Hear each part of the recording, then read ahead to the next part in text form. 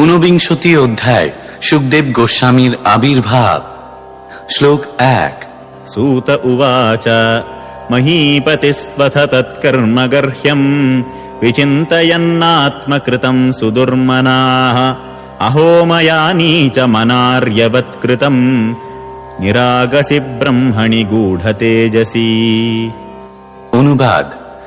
শ্রী সুত গোস্বামী বললেন, রাজা গৃহে প্রত্যাবর্তন করার সময় ভাবতে লাগলেন যে তিনি একজন নির্দোষ এবং তেজস্বী ব্রাহ্মণের প্রতি অত্যন্ত জঘন্য এবং অশিষ্ট আচরণ করেছেন। তার ফলে তিনি অন্তরে অত্যন্ত ব্যথিত হয়েছিলেন। তাৎপর্য: পুণ্যবান রাজা নির্দোষ এবং তেজস্বী ব্রাহ্মণের প্রতি তার আকস্মিক অভদ্র আচরণের জন্য অনুশোচনা করেছিলেন। মহারাজ পরীক্ষিতের মতো উত্তম ব্যক্তির পক্ষে এই প্রকার অনুশোচনা স্বাভাবিক। এই প্রকার অনুশোচনা ভগবৎ ভক্তকে সব রকম আকস্মিক পাপ থেকে উদ্ধার করে। ভক্তরা স্বভাবতই নিষ্পাপ। যদি আকস্মিকভাবে কোনো পাপ হয়ে যায় তাহলে ভক্ত তার জন্য ঐকান্তিকভাবে অনুতাপ করেন এবং ভগবানের কৃপায় তাদের অনিচ্ছাকৃত সমস্ত পাপ অনুশোচনার আগুনে দগ্ধ হয়ে যায়। শ্লোক 2। ध्रुवम् ततो मे कृतदेवहेलनात् दुरत्ययम् व्यसनम् नातिदीर्घात् तदस्तु कामम् ह्यघनिष्कृताय मे यथा न कुर्याम् पुनरेव मद्धा। অনুবাদ। ভগবানের আদেশ অবমাননা করার ফলে অদূর ভবিষ্যতে আমার অবশ্যই ভয়ঙ্কর বিপদ সমুপস্থিত হবে, সেই বিষয়ে কোনো সংশয় নেই। সেই বিপদ শীঘ্রই উপস্থিত হোক, তাহলেই আমার পাপের উপযুক্ত প্রায়শ্চিত্ত হবে এবং পুনরায় আমি সেই প্রকার গর্হিত কর্মে প্রবৃত্ত হব না।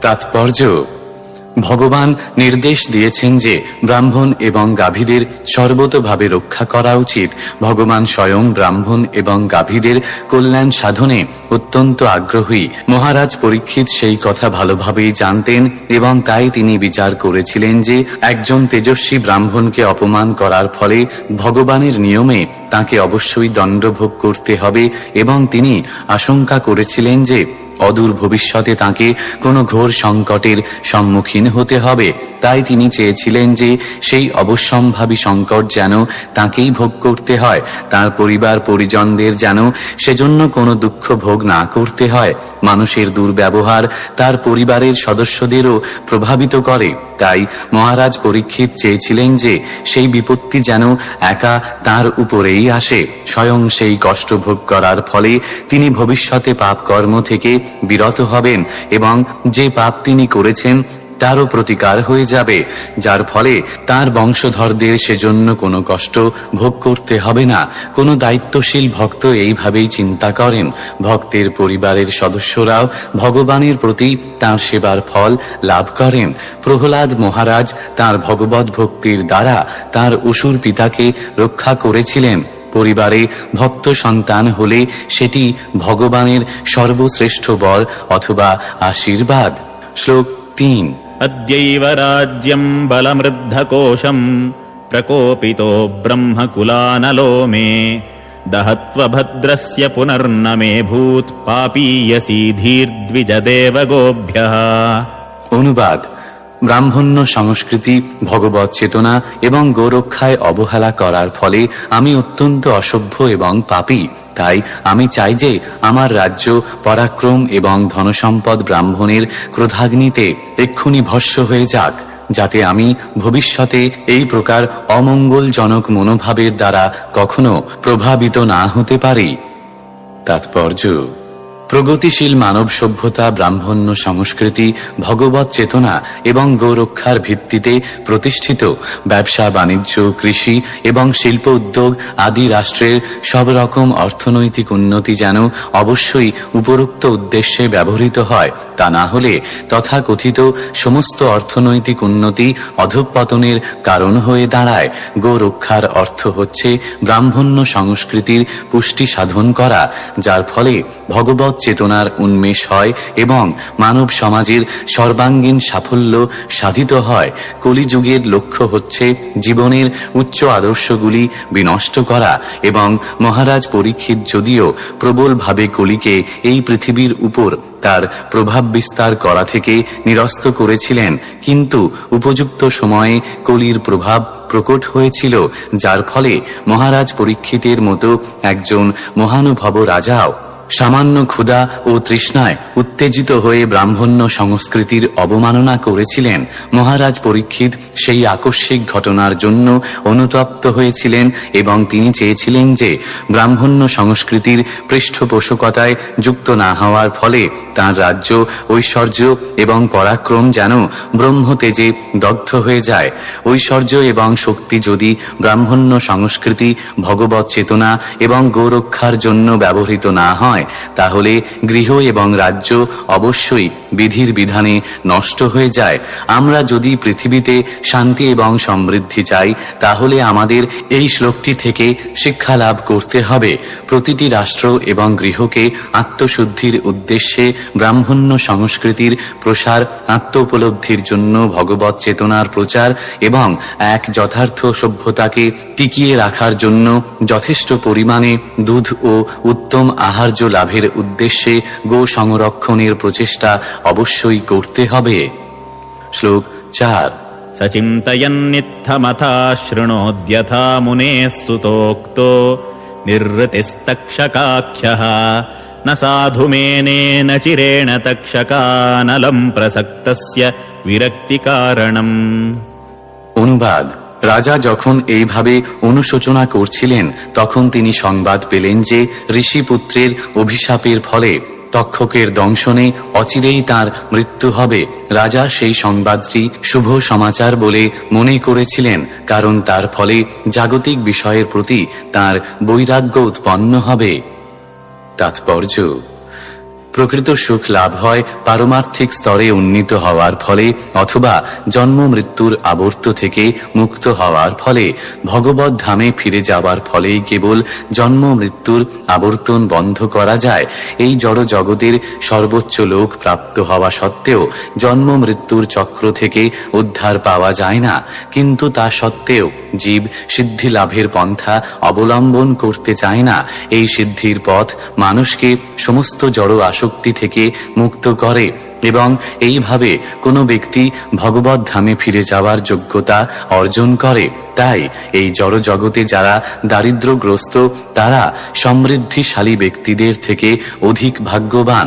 মহারাজ পরীক্ষিত ছিলেন ভগবানের একজন মহান ভক্ত এবং ভগবত ধামে ফিরে যাওয়ার উপযুক্ত পাত্র, কিন্তু তা সত্ত্বেও সারা পৃথিবীর একছত্র সম্রাট রূপে তাঁর জড়জাগতিক ঐশ্বর্য ছিল চিৎজগতে ভগবানের পার্শ্বদত্ত লাভের প্রতিবন্ধক।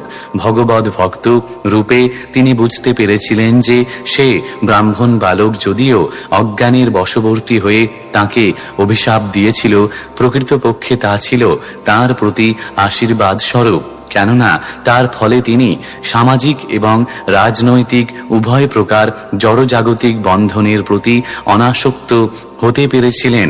সেই ঘটনার ব্যাপারে অনুশোচনা করার পর শমিক ঋষিও তার কর্তব্য স্বরূপ সেই সংবাদ রাজাকে প্রেরণ করেছিলেন, যাতে তিনি ভগবত ধামে ফিরে যাওয়ার জন্য প্রস্তুত হতে পারেন। শমিক ঋষি রাজার কাছে সংবাদ পাঠিয়েছিলেন যে তাঁর মূর্খ পুত্র শৃঙ্গী তেজস্বী ব্রাহ্মণ বালক হওয়া সত্ত্বেও দুর্ভাগ্যবশত তাঁর আধ্যাত্মিক শক্তির অপব্যবহার করে অবৈধভাবে রাজাকে অভিশাপ দিয়েছে। রাজার পক্ষে মুনির গলায় মৃত সর্পের মালা পরানোর অপরাধ মৃত্যু সাপের পর্যাপ্ত কারণ ছিল না, কিন্তু যেহেতু সাপ প্রত্যাহার করা সম্ভব নয়, তাই রাজাকে জানানো হয়েছিল যে তিনি যেন 7 দিনের মধ্যে মৃত্যুর জন্য প্রস্তুত হন। শমিক মুনি এবং রাজা উভয় ছিলেন আত্মতত্ত্ববেত্তা। শমিক ঋষি ছিলেন একজন যোগী আর মহারাজ পরীক্ষিত ছিলেন ভক্ত। তাই পারমার্থিক দিক দিয়ে তাদের মধ্যে কোনো পার্থক্য ছিল না। তাদের উভয়েরই মৃত্যু সম্বন্ধে কোনো ভয় ছিল না। মহারাজ পরীক্ষিত মুনির কাছে গিয়ে ক্ষমা ভিক্ষা করতে পারতেন, কিন্তু শমীক ঋষি এত অনুতাপের সঙ্গে রাজার আসন্ন মৃত্যু সংবাদ পাঠিয়েছিলেন যে তিনি তার উপস্থিতির দ্বারা মুনিকে আর লজ্জা দিতে চাননি। তিনি ভগবত ধামে ফিরে যাওয়ার প্রচেষ্টা করে তার আসন্ন মৃত্যুকে বরণ করার জন্য নিজেকে প্রস্তুত করতে মনস্থ করেছিলেন। মানব জীবন ভগবানের কাছে ফিরে যাওয়ার জন্য অথবা জন্ম মৃত্যুর চক্ররূপ জড়জাগতিক বন্ধন থেকে মুক্ত হওয়ার জন্য নিজেকে প্রস্তুত করার এক অপূর্ব সুযোগ। তাই বর্ণাশ্রম ধর্মে প্রতিটি স্ত্রী এবং পুরুষকে সেই উদ্দেশ্য সাধনের শিক্ষা দেওয়া হয়। অর্থাৎ বর্ণাশ্রম ধর্মের আরেকটি নাম সনাতন ধর্ম বা নিত্য ধর্ম। বর্ণাশ্রম ধর্মের প্রথা মানুষকে ভগবত ধামে ফিরে যাওয়ার উপযুক্ত করে তোলে এবং তাই নির্দেশ দেওয়া হয়েছে যে গৃহস্থরা পূর্ণ জ্ঞান লাভের জন্য বনে গিয়ে বানপ্রস্থ অবলম্বন করবেন এবং তারপর অবশ্যম্ভাবী মৃত্যুকে বরণ করার জন্য সন্ন্যাস গ্রহণ করবেন। পরীক্ষিত মহারাজ ছিলেন অত্যন্ত ভাগ্যবান, কেননা তিনি তার আসন্ন মৃত্যুর কথা 7 দিন আগেই জানতে পেরেছিলেন। কিন্তু সাধারণ মানুষের পক্ষে মৃত্যু যদিও অবশ্যম্ভাবী, কখন যে তার মৃত্যু হবে সে কথা সে জানতে পারে না। মূর্খ মানুষেরা তাদের অবশ্যম্ভাবী মৃত্যুর কথা ভুলে যায় এবং ভগবত ধামে ফিরে যাওয়ার প্রস্তুতিমূলক কর্তব্যে অবহেলা করে। আহার, নিদ্রা, ভয় এবং মৈথুন রূপ পশু প্রবৃত্তিগুলি চরিতার্থ করার উদ্দেশ্যে তারা তাদের জীবনের অপচয় করে। এই কলিযুগে মানুষ এই প্রকার দায়িত্বহীন জীবন যাপন করছে, কেননা তারা ব্রাহ্মণ্য সংস্কৃতি, ভগবত চেতনা এবং গোরক্ষার গুরুদায়িত্ব পরিত্যাগ করার পাপপূর্ণ বাসনার দ্বারা প্রভাবিত হয়েছে। সেই জন্য রাষ্ট্রই দায়ী। সরকারের অবশ্য কর্তব্য হচ্ছে এই 3টি আদর্শের উন্নতির জন্য রাজস্ব ব্যয় করা, যাতে জনসাধারণ মৃত্যুকে জয় করার শিক্ষা লাভ করতে পারে। যে রাষ্ট্র তা করে তা হচ্ছে প্রকৃত কল্যাণপ্রদ রাষ্ট্র। তাই ভারত সরকারের কর্তব্য ভগবত চেতনাবিহীন মানব জীবনের চরম উদ্দেশ্য সম্পর্কে সম্পূর্ণ অজ্ঞ জড়বাদী রাষ্ট্রগুলির অনুকরণ না করে ভারতবর্ষেরই আদর্শ রাজা মহারাজ পরীক্ষিতের দৃষ্টান্ত অনুসরণ করা। ভারতীয় সংস্কৃতির আদর্শের অবক্ষয়ের ফলে আজ কেবল ভারতবর্ষের সামাজিক জীবনেরই অধঃপতন হয়নি, পৃথিবীর অন্যান্য দেশগুলিরও অধঃপতন হয়েছে। শ্লোক 5। अथो विहायेयममुं च लोकम् विमर्शितौ हेयतया पुरस्तात् कृष्णाङ्घ्रिसेवामधिमन्यमान उपाविशत् प्रायममर्त्य नद्याम्। অনুবাদ: শ্রীকৃষ্ণের শ্রীপাদ পদ্মের সেবা সর্ববিধ পুরুষার্থের সারাতিসার জেনে মহারাজ পরীক্ষিত আত্ম উপলব্ধির অন্য সমস্ত পন্থা পরিত্যাগ করে সেই শ্রীকৃষ্ণের শ্রীপাদ পদ্মে তাঁর চিত্ত একাগ্র করার জন্য সুরধুনী গঙ্গার তীরে প্রয়োপবেশন করলেন। তাৎপর্য: মহারাজ পরীক্ষিতের মতো ভক্তের কাছে কোনো জড়লোক, এমনকি এই ব্রহ্মাণ্ডের সর্বোচ্চ লোক ব্রহ্মলোকও পরমেশ্বর ভগবান আদি পুরুষ শ্রীকৃষ্ণের ধাম গোলক বৃন্দাবনের মতো বাঞ্ছনীয় নয়। এই পৃথিবী ব্রহ্মাণ্ডের অগণিত গ্রহলোকের মধ্যে একটি গ্রহ, আর মহত্তত্ত্বের মধ্যে তেমনি অসংখ্য ব্রহ্মাণ্ড রয়েছে। ভগবান এবং তার প্রতিনিধি শ্রী গুরুদেব বা আচার্য ভক্তদের বলেন যে অসংখ্য ব্রহ্মাণ্ডের কোনো একটি লোকও ভক্তদের বসবাসের উপযোগী নয়। ভক্তরা সর্বদাই তাদের প্রকৃত আলোয় ভগবত ধামে ফিরে যেতে চান, যাতে তারা ভগবানের দাস রূপে, সখা রূপে, পিতা মাতা রূপে অথবা প্রেয়সী রূপে অসংখ্য বৈকুণ্ঠ লোকে অথবা শ্রীকৃষ্ণের স্বীয় ধাম গোলক বৃন্দাবনে ভগবানের পার্শ্বদত্ত লাভ করতে পারেন। এই সমস্ত গ্রহলোকগুলি মহতত্ত্বের অন্তর্গত কারণ সমুদ্রের পরপারে চিদাকাশ বা পরব্যোমে নিত্য বিরাজমান। নিজের পুঞ্জীভূত পুণ্য এবং অতি উচ্চ বৈষ্ণব ভক্তকুলে জন্মগ্রহণ করার ফলে পরীক্ষিত মহারাজ এই সমস্ত তত্ত্ব পূর্বেই অবগত ছিলেন এবং তাই তিনি কোনো জড় লোকের প্রতি মোটেই আগ্রহী ছিলেন না। আধুনিক বৈজ্ঞানিকেরা ভৌতিক উপায়ে চন্দ্র গ্রহে যাওয়ার জন্য অত্যন্ত উদ্গ্রীব, কিন্তু এই জড় ব্রহ্মাণ্ডের সর্বোচ্চ লোক সম্বন্ধে তাদের কোনো ধারণাই নেই। কিন্তু মহারাজ পরীক্ষিতের মতো ভক্ত চন্দ্র অথবা এই জড় জগতের অন্য কোনো গ্রহের প্রতি একেবারেই আসক্ত নন।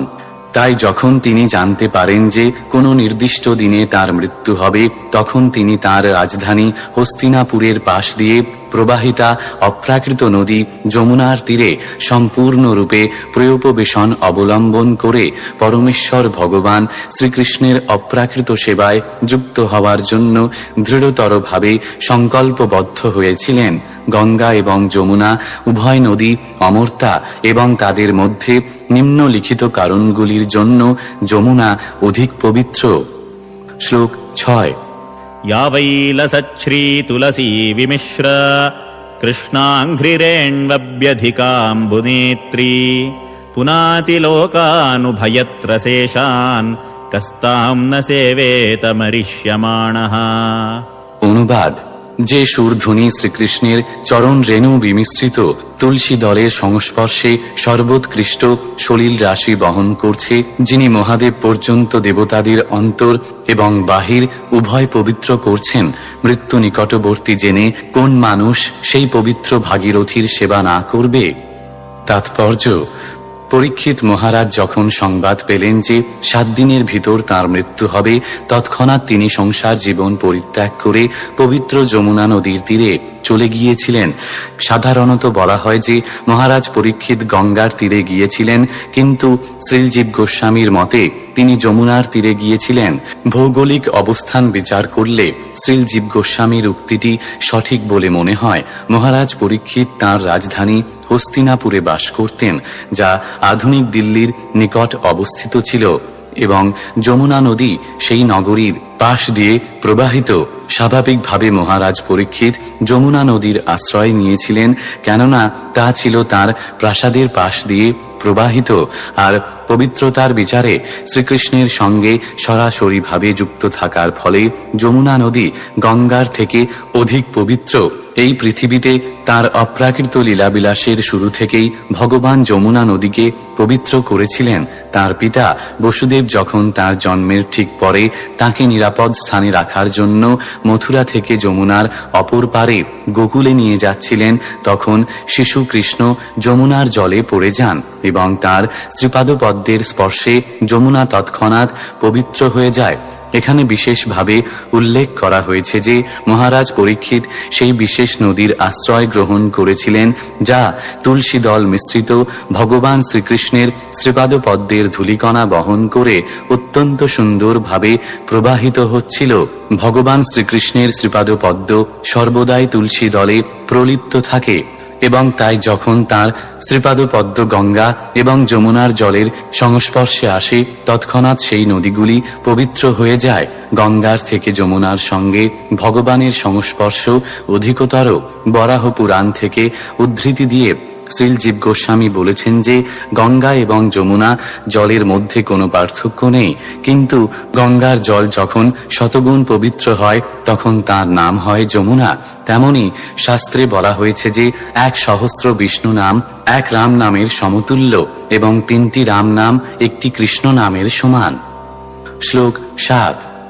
इति व्यवच्छिद्य स पाण्डवेयः प्रायोपवेशम् प्रति विष्णुपद्याम् दधौ मुकुन्दाघ्रिमनन्यभावो मुनिव्रतो मुक्तसमस्तसङ्गः। অনুবাদ: পাণ্ডবদের উপযুক্ত বংশধর পরীক্ষিত মহারাজ তখন স্থির করেছিলেন যে গঙ্গার তীরে উপবেশন করে আমরণ অনশন করবেন এবং মুক্তিদাতা ভগবান শ্রীকৃষ্ণের শ্রীপাদপদ্মে নিজেকে সম্পূর্ণরূপে নিবেদন করবেন। তাই সব রকম আসক্তি এবং সঙ্গ পরিত্যাগ করে তিনি মুনিদের মতো শান্তভাব অবলম্বন করেছিলেন। তাৎপর্য: পরমেশ্বর ভগবান শ্রীবিষ্ণুর শ্রীপাদ থেকে উদ্ভূত হওয়ার ফলে গঙ্গা দেবদেবী সমেত ত্রিভুবনকে পবিত্র করে। শ্রীকৃষ্ণ বিষ্ণু তত্ত্বের উৎস এবং তাই তাঁর শ্রীপাদ পদ্মের আশ্রয় সকলকে সমস্ত পাপ থেকে, এমনকি ব্রাহ্মণের প্রতি কোনো রাজার অপরাধ থেকেও মুক্ত করতে পারে। মহারাজ পরীক্ষিত তাই স্থির করেছিলেন মুকুন্দ বা মুক্তিদাতা শ্রীকৃষ্ণের শ্রীপাদ পদ্মের ধ্যান করতে। গঙ্গা অথবা যমুনার তীর নিরন্তর ভগবানের কথা স্মরণ করতে উদ্বুদ্ধ করে। মহারাজ পরীক্ষিত নিজেকে সব রকম জড় আসক্তি থেকে মুক্ত করেছিলেন এবং ভগবান শ্রীকৃষ্ণের শ্রীপাদ পদ্মের ধ্যান করেছিলেন। সেইটি হচ্ছে মুক্তি লাভের পন্থা। সব রকম জড়সঙ্গ থেকে মুক্ত হওয়ার অর্থ হচ্ছে আরও পাপ করা থেকে সম্পূর্ণরূপে নিরস্ত হওয়া। ভগবানের শ্রীপাদ পদ্মের ধ্যান করার ফলে পূর্বকৃত সমস্ত পাপের ফল থেকে মুক্ত হওয়া যায়।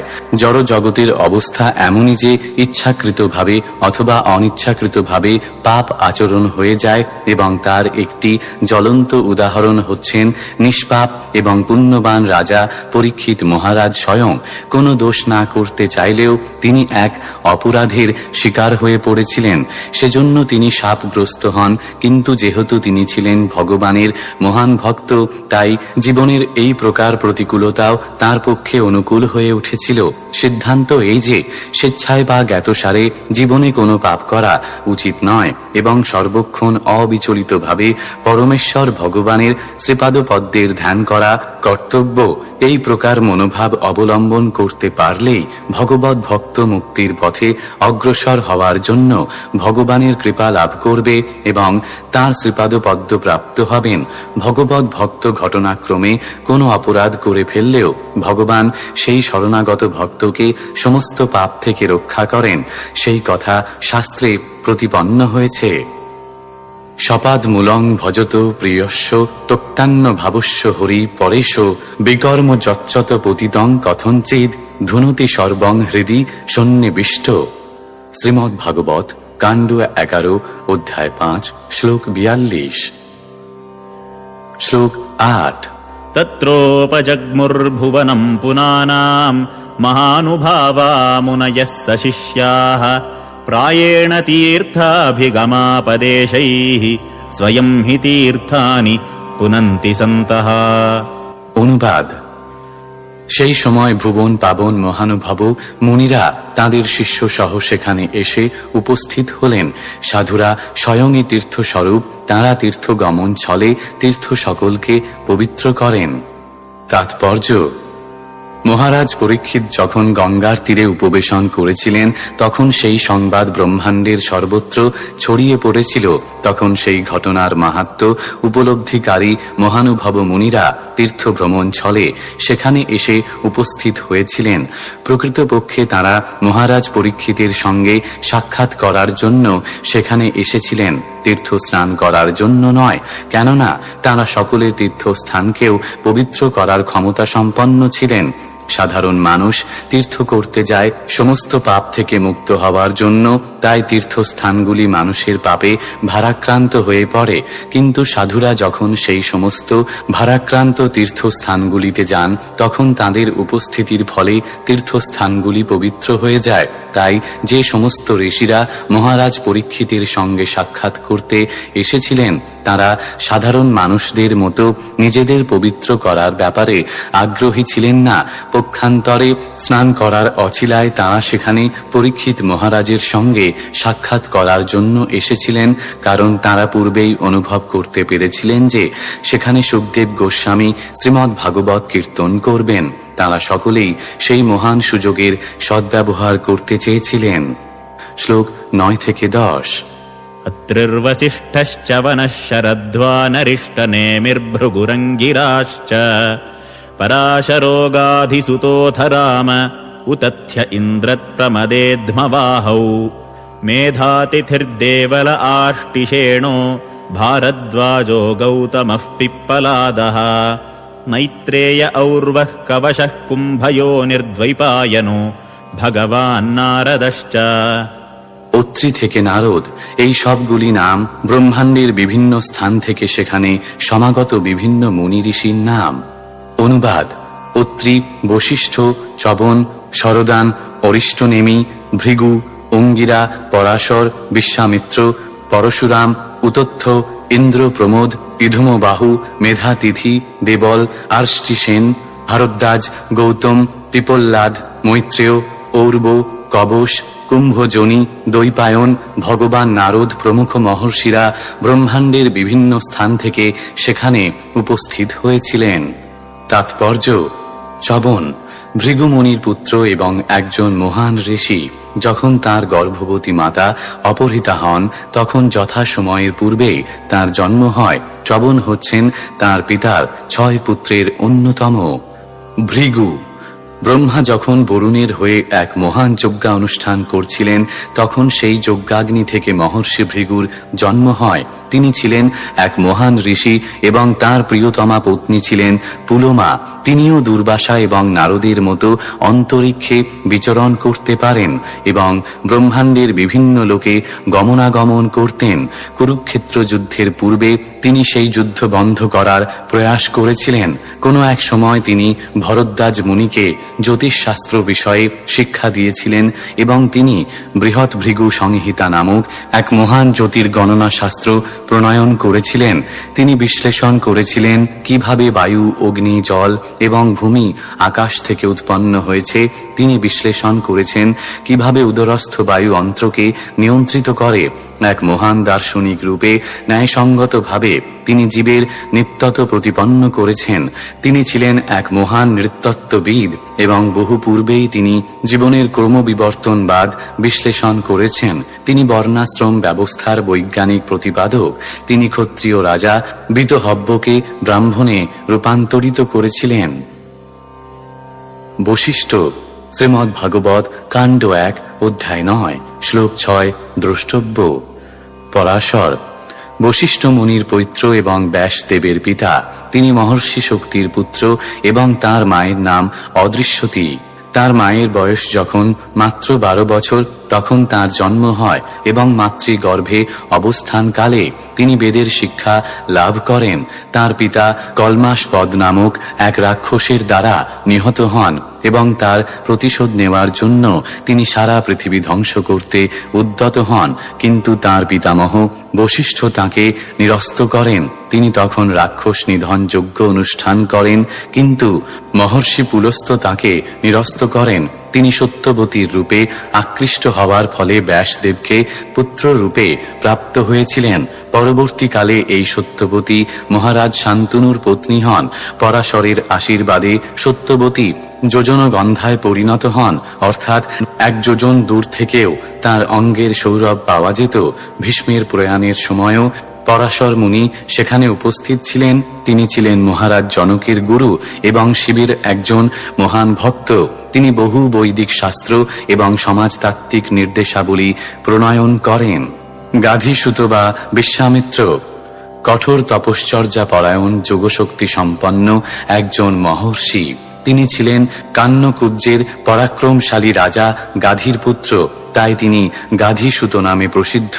যদিও জন্ম অনুসারে তিনি ছিলেন ক্ষত্রিয়, আধ্যাত্মিক শক্তি লাভ করার ফলে তিনি সেই জন্মে ব্রাহ্মণত্ব লাভ করেছিলেন।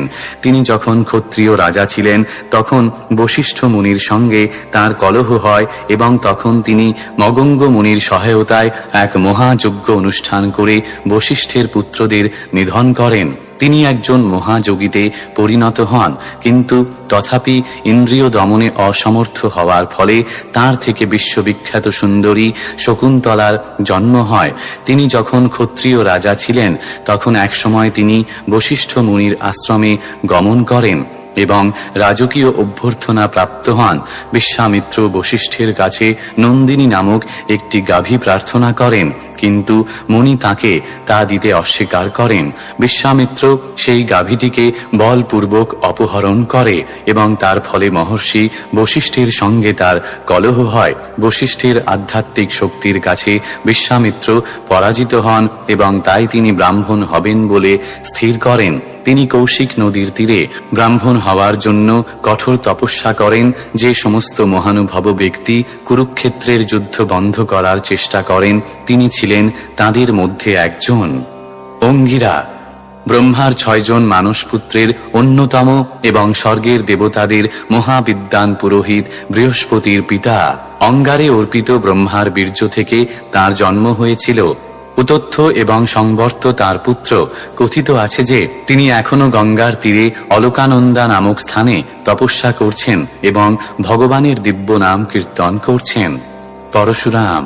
শ্রীমদ্ ভাগবত কাণ্ড 1 অধ্যায় 9 শ্লোক 6 দ্রষ্টব্য। উতথ্য মহর্ষি অঙ্গিরার 3 পুত্রের অন্যতম। তিনি ছিলেন মহারাজ মান্ধাত্তার গুরু। তিনি সোমের কন্যা ভদ্রাকে বিবাহ করেন। বরুণ তার পত্নী ভদ্রাকে অপহরণ করে এবং জলের দেবতার এই অপরাধের প্রতিশোধ নেওয়ার জন্য তিনি পৃথিবীর সমস্ত জল পান করে ফেলেন। মেধাতিথি। প্রাচীনকালের এক প্রবীণ ঋষি, স্বর্গের দেবরাজ ইন্দ্রের সভার তিনি একজন সদস্য। তার পুত্র ছিলেন কন্যমুনি, যিনি তার তপবনে শকুন্তলাকে পালন করেছিলেন। কঠোরভাবে বানপ্রস্থ আশ্রম পালন করার ফলে তিনি স্বর্গলোকে উন্নীত হন। দেবল। নারদ মুনি ও ব্যাসদেবের মতো এক মহান তত্ত্ববিদ। শ্রীমদ্ ভগবদ গীতায় অর্জুন যখন শ্রীকৃষ্ণকে পরমেশ্বর ভগবান বলে স্বীকার করেছিলেন, তখন তিনি প্রামাণিক তত্ত্ববিদের মধ্যে তার নাম উল্লেখ করেছিলেন। কুরুক্ষেত্রের যুদ্ধের পর মহারাজ যুধিষ্ঠিরের সঙ্গে তার সাক্ষাৎ হয়। পাণ্ডবদের কুল পুরোহিত ধৌম ছিলেন তার জ্যেষ্ঠ ভ্রাতা। তিনি তার কন্যাকে ক্ষত্রিয়ের মতো স্বয়ংবর সভার প্রতি মনোনয়ন করার অনুমতি দেন এবং সেই সভায় ঋষিদের অবিবাহিত পুত্রেরা নিয়ন্ত্রিত হন। কারো কারো মতে তিনি অসিত দেবল নন। ভারদ্বাজ। শ্রীমদ্ ভাগবত কাণ্ড 1 অধ্যায় 9 শ্লোক 6 দ্রষ্টব্য। গৌতম। সপ্ত মহর্ষির অন্যতম। শরদান গৌতম ছিলেন তার পুত্র। গৌতম গোত্রীয়েরা তার বংশধর অথবা পরম্পরাভুক্ত। গৌতম গোত্রীয় ব্রাহ্মণেরা তার বংশধর এবং ক্ষত্রিয় ও বৈশ্যরা তার পরম্পরাভুক্ত। তিনি ছিলেন বিখ্যাত অহল্যার পতি। অহল্যা দেবরাজ ইন্দ্র কর্তৃক ধর্ষিতা হওয়ার ফলে পাথরে পরিণত হন। শ্রীরামচন্দ্র অহল্যাকে উদ্ধার করেন। গৌতম ছিলেন কুরুক্ষেত্রের যুদ্ধের একজন নায়ক, কৃপাচার্যের পিতামহ। মৈত্রেয়। পুরাকালের এক মহর্ষি। তিনি ছিলেন বিদুরের গুরু এবং এক মহান ধর্মাচার্য। তিনি ধৃতরাষ্ট্রকে পাণ্ডবদের সঙ্গে প্রীতিপূর্ণ সম্পর্ক স্থাপনের উপদেশ দিয়েছিলেন। দুর্যোধন তাতে অসম্মত হয় এবং তার ফলে তিনি তাকে অভিশাপ দেন। ব্যাসদেবের সঙ্গে তার সাক্ষাৎকার হয় এবং ধর্ম সম্বন্ধে আলোচনা হয়। শ্লোক 11।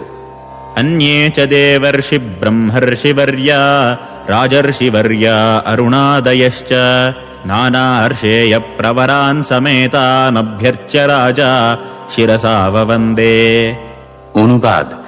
এছাড়া অন্য অনেক দেবর্ষি, মহর্ষি এবং রাজর্ষি এবং অরুণ আদি ঋষিগণ সেখানে এসে উপস্থিত হয়েছিলেন। সমবেত শ্রেষ্ঠ ঋষিদের দর্শন করে রাজা তাঁদের যথাবিধি পূজা করলেন এবং মস্তক দ্বারা ভূমি স্পর্শ করে তাঁদের প্রণাম করলেন। তাৎপর্য: গুরুজনদের শ্রদ্ধা প্রদর্শন করে অবনত মস্তকে ভূমি স্পর্শ করার প্রথা অত্যন্ত সুন্দর শিষ্টাচার, যার ফলে সম্মানিত অতিথি হৃদয়ের অন্তঃস্থলে প্রসন্ন হন। মহা অপরাধীও যদি এই প্রকার শিষ্টাচার প্রদর্শন করে তাহলে তাকে ক্ষমা করা হয়। আর মহারাজ পরীক্ষিত, যিনি সমস্ত রাজা এবং ঋষিদের দ্বারা সম্মানিত ছিলেন, তার যদি কোনো অপরাধ হয়ে থাকে সেজন্য সমস্ত মহাজনদের স্বাগত জানিয়ে বিনীতভাবে শিষ্টাচার প্রদর্শন করেছিলেন।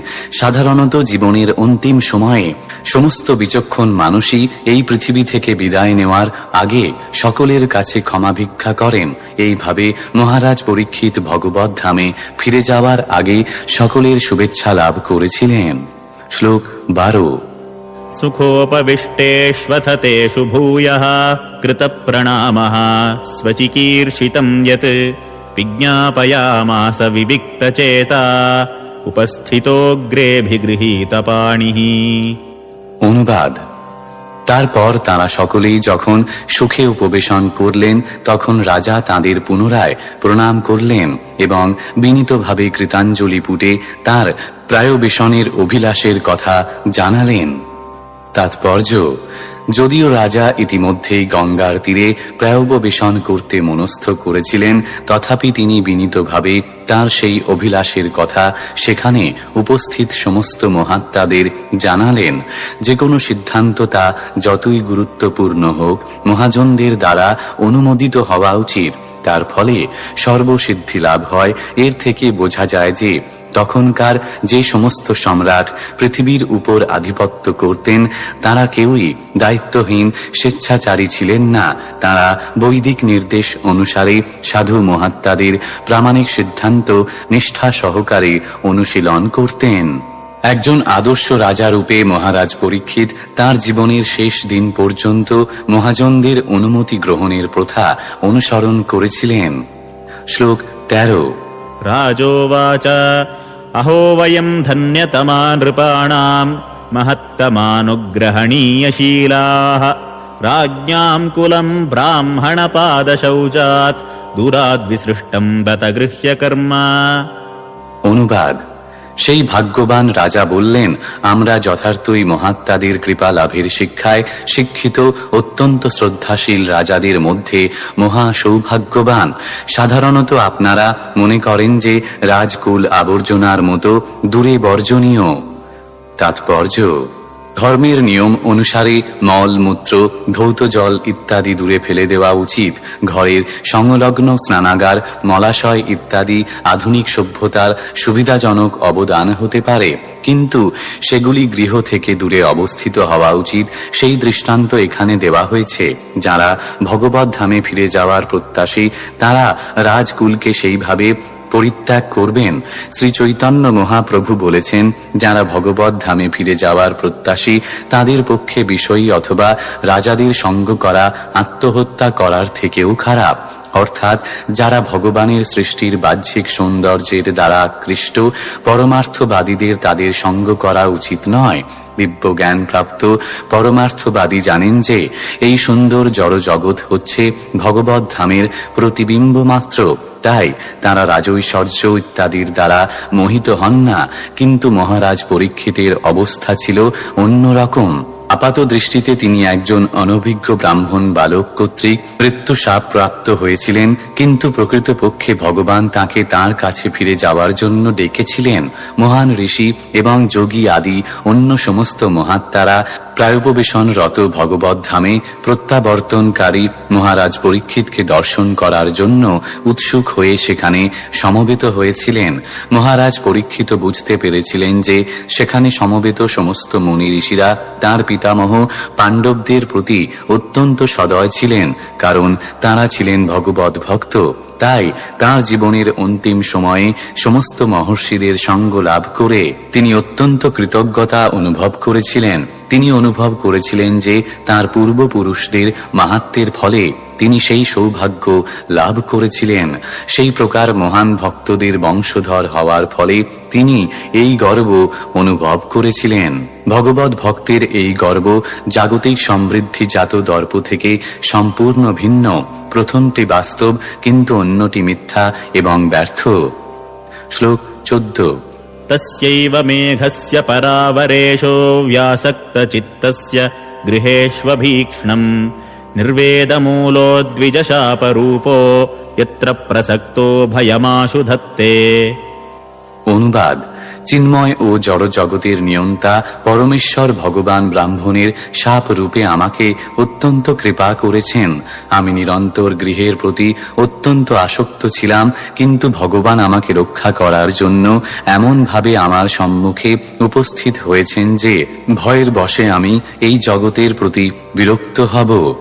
তাৎপর্য: মহারাজ পরীক্ষিত যদিও পরম ভক্ত পাণ্ডবদের পরিবারে জন্মগ্রহণ করেছিলেন এবং ভগবানের সান্নিধ্য লাভের প্রতি আসক্ত হওয়ার শিক্ষা লাভ করেছিলেন, তথাপি তিনি দেখেছিলেন যে সংসার জীবনের আকর্ষণ এত প্রবল যে তা থেকে তাকে মুক্ত করার জন্য ভগবানকে বিশেষ পরিকল্পনা করতে হয়েছিল। কোনো বিশেষ ভক্তের জন্যই কেবল ভগবান প্রত্যক্ষভাবে এই প্রকার ব্যবস্থা করেন। এই ব্রহ্মাণ্ডের সর্বশ্রেষ্ঠ মহাত্মাদের উপস্থিত হতে দেখে পরীক্ষিত মহারাজ তা উপলব্ধি করতে পেরেছিলেন। ভগবান সর্বদা তার ভক্তের সঙ্গে বিরাজ করেন, তাই মহান ভগবত ভক্তদের উপস্থিতি ভগবানেরই উপস্থিতি সূচক ছিল। মহারাজ পরীক্ষিত তাই মহর্ষিদের আগমনকে পরমেশ্বর ভগবানের অনুগ্রহের প্রকাশ বলে মনে করে তাদের স্বাগত জানিয়েছিলেন। শ্লোক 15। তম্মোপয়াতম প্রতিয়ন্তু বিপ্রা গঙ্গা চ দেবী ধৃতচিত্তমীশে বিজোপসৃষ্টঃ কুহকস্তক্ষকো বা দশত্বলম গায়ত বিষ্ণুগাথাঃ। অনুবাদ: হে ব্রাহ্মণগণ, আমাকে সম্পূর্ণরূপে আত্মসমর্পিত বলে গ্রহণ করুন এবং ভগবানের প্রতিনিধি মা গঙ্গাও আমাকে সেইভাবে স্বীকার করুন, কেননা আমি ভগবানের শ্রীপাদপদ্ম আমার হৃদয়ে ধারণ করেছি। এখন ব্রাহ্মণ তনয় প্রেরিত তক্ষকই হোক বা কুহকই হোক, আমাকে দংশন করুক। আমার একমাত্র বাসনা যে আপনারা সকলে ভগবান শ্রীবিষ্ণুর লীলা সমূহ কীর্তন করুন। তাৎপর্য: কেউ যখন সম্পূর্ণরূপে ভগবানের শ্রীপাদপদ্মের শরণাগত হন তখন আর তার মৃত্যু ভয় থাকে না। গঙ্গার তীরে তখন ভগবত ভক্তদের উপস্থিতি এবং মহারাজ পরীক্ষিতের ভগবানের চরণ কমলে পূর্ণ শরণাগতির ফলে যে পরিবেশ সৃষ্টি হয়েছিল তার ফলে নিশ্চিতভাবে সূচিত হয়েছিল যে মহারাজ পরীক্ষিত ভগবানের কাছে ফিরে যাচ্ছেন। এইভাবে তিনি মৃত্যু ভয় থেকে সম্পূর্ণরূপে মুক্ত হয়েছিলেন। শ্লোক 16।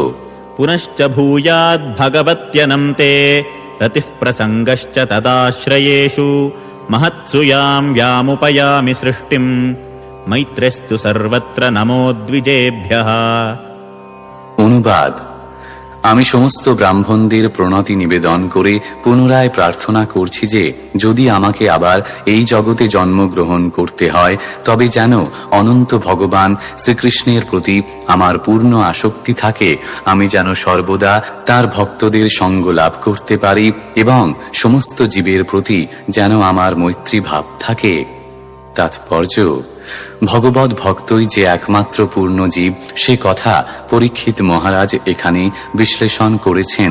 ভক্তের প্রতি অনেকে শত্রু ভাবাপন্ন হলেও ভক্ত কারো শত্রু নন। ভক্ত যদিও কারো শত্রু নন তথাপি তিনি অভক্তদের সঙ্গ করতে চান না। তিনি কেবল ভক্তদেরই সঙ্গের অভিলাষী। তা সম্পূর্ণ স্বাভাবিক, কেননা সমভাবাপন্ন মানুষদের মধ্যেই কেবল মৈত্রী সম্ভব।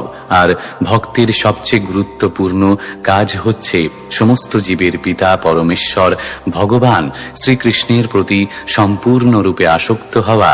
পিতার সুসন্তান যেমন তার অন্য সমস্ত ভ্রাতাদের প্রতি মিত্রবৎ আচরণ করেন, তেমনি ভগবত ভক্ত পরম পিতা পরমেশ্বর ভগবান শ্রীকৃষ্ণের সুসন্তান হওয়ার ফলে সমস্ত জীবকে পরম পিতার সঙ্গে সম্পর্কিত রূপে দর্শন করেন।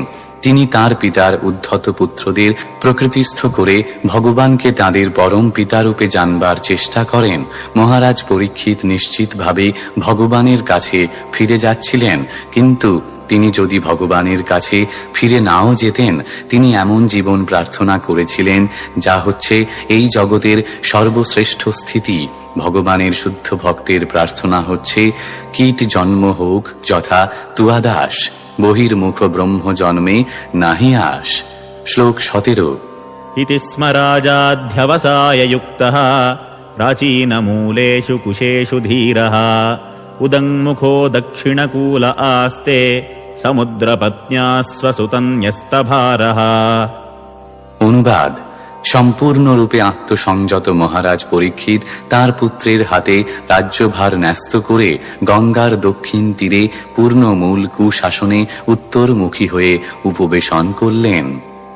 তাৎপর্য: গঙ্গাকে সমুদ্রপত্নী বলা হয়, মূল সহ কুশ নির্মিত আসনকে শুদ্ধ বলে বিবেচনা করা হয় এবং সেই মূলগুলি যখন উত্তরমুখী হয় তখন তা পবিত্র বলে বিবেচিত হয়। উত্তর দিকে মুখ করে বসা পারমার্থিক সিদ্ধি লাভে অত্যন্ত অনুকূল। গৃহত্যাগের পূর্বে মহারাজ পরীক্ষিত তার পুত্রের হস্তে রাজ্যভার ন্যস্ত করেছিলেন।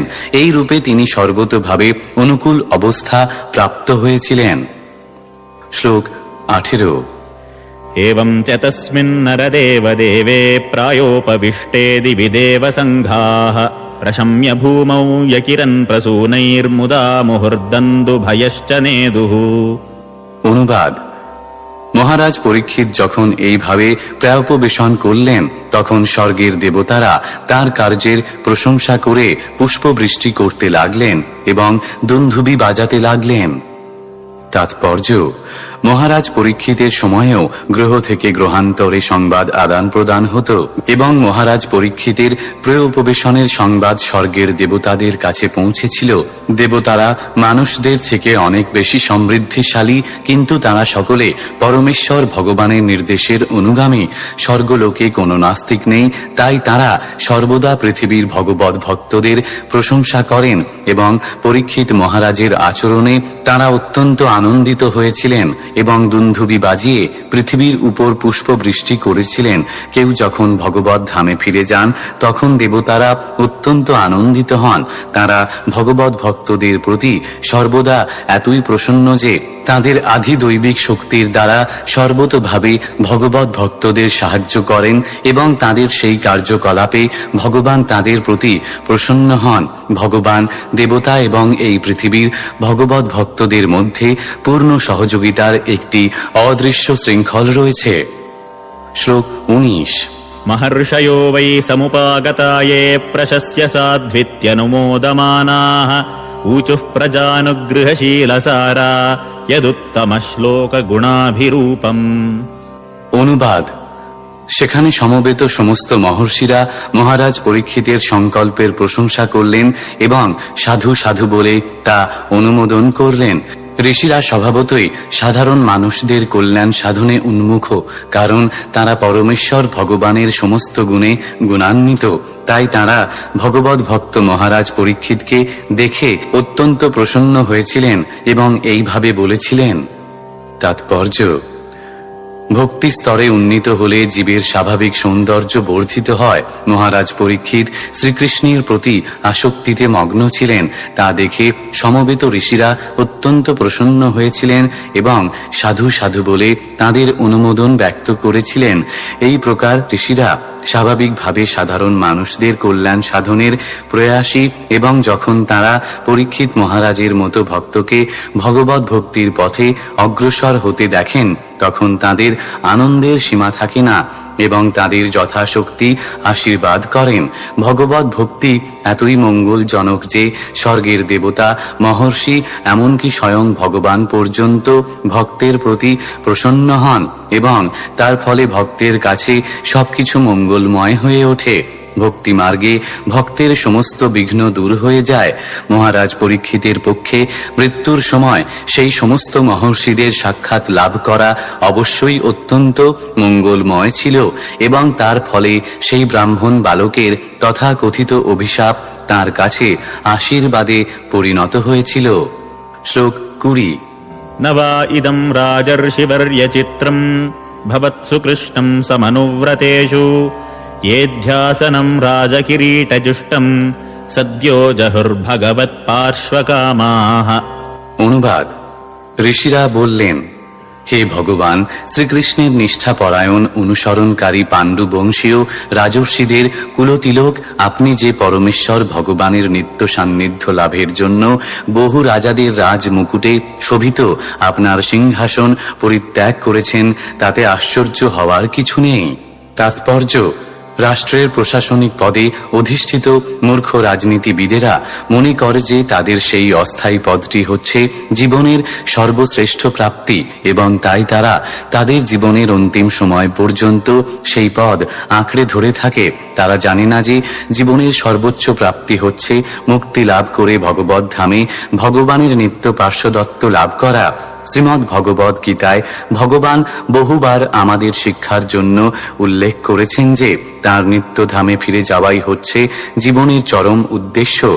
ভগবান শ্রী নৃসিংহদেবের কাছে প্রহ্লাদ মহারাজ প্রার্থনা করেছেন, হে প্রভু, আমি আপনার ভয়ঙ্কর উগ্র নরসিংহ রূপকে মোটেই ভয় করি না, কিন্তু আমি জড় বিষয়াসক্ত জীবনকে অত্যন্ত ভয় করি। জড়জাগতিক জীবন পাথরের চাকির মতো এবং আমরা তাতে নিরন্তর চূর্ণ বিচূর্ণ হচ্ছি। আমি জীবনের উত্তাল তরঙ্গে ভয়াবহ ঘূর্ণিতে পতিত হয়েছি। তাই হে ভগবান, আমি প্রার্থনা করি যে আপনার নিত্য ধামে আমাকে আপনার এক সেবক রূপে ফিরিয়ে নিয়ে যান। জড়জাগতিক জীবনের সেটিই হচ্ছে চরম মুক্তি। জড়জাগতিক জীবন সম্বন্ধে আমি অত্যন্ত তিক্ত অভিজ্ঞতা লাভ করেছি। আমি আমার কর্মের বশীভূত হয়ে যেই যেই জনিতে জন্মগ্রহণ করেছি, সর্বত্রই আমি দুরকমের অত্যন্ত কষ্টদায়ক অভিজ্ঞতা অর্জন করেছি, যথা প্রিয়জনের বিচ্ছেদ এবং অবাঞ্ছিতের সংযোগ। আর তার প্রতিকার করার যে ব্যবস্থাই আমি গ্রহণ করেছি তা রোগের থেকেও অধিক ভয়ঙ্কর। আমি জন্ম জন্মান্তরে এক স্থান থেকে আর এক স্থানে ঘুরে বেড়াচ্ছি। তাই আমি আপনার কাছে প্রার্থনা করি যে আপনি যেন আমাকে আপনার শ্রীচরণ কমলে আশ্রয় দান করেন। পাণ্ডু বংশীয় রাজারা যারা ছিলেন অনেক মহাত্মাদের থেকেও উচ্চ পদে অধিষ্ঠিত, তারা জড়জাগতিক জীবনের তিক্ত পরিণতির কথা জানতেন।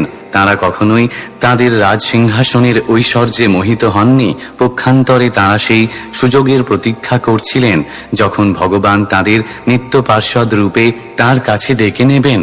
মহারাজ পরীক্ষিত ছিলেন মহারাজ যুধিষ্ঠিরের উপযুক্ত পৌত্র। মহারাজ যুধিষ্ঠির তাঁর রাজসিংহাসন হেলা ভরে পরিত্যাগ করে তাঁর পুত্রকে তা দান করেছিলেন। তেমনি মহারাজ যুধিষ্ঠিরের পুত্র মহারাজ পরীক্ষিত তাঁর রাজসিংহাসন হেলা ভরে পরিত্যাগ করে তাঁর পুত্র জনমেজয়কে দান করেছিলেন। সেই বংশের সমস্ত রাজারাই এইভাবে আচরণ করেছিলেন, কেননা তারা সকলেই ছিলেন শ্রীকৃষ্ণের ঐকান্তিক ভক্ত। ভগবানের ভক্তরা কখনো জড়জাগতিক জীবনের জাঁকজমকের দ্বারা মোহিত হন না।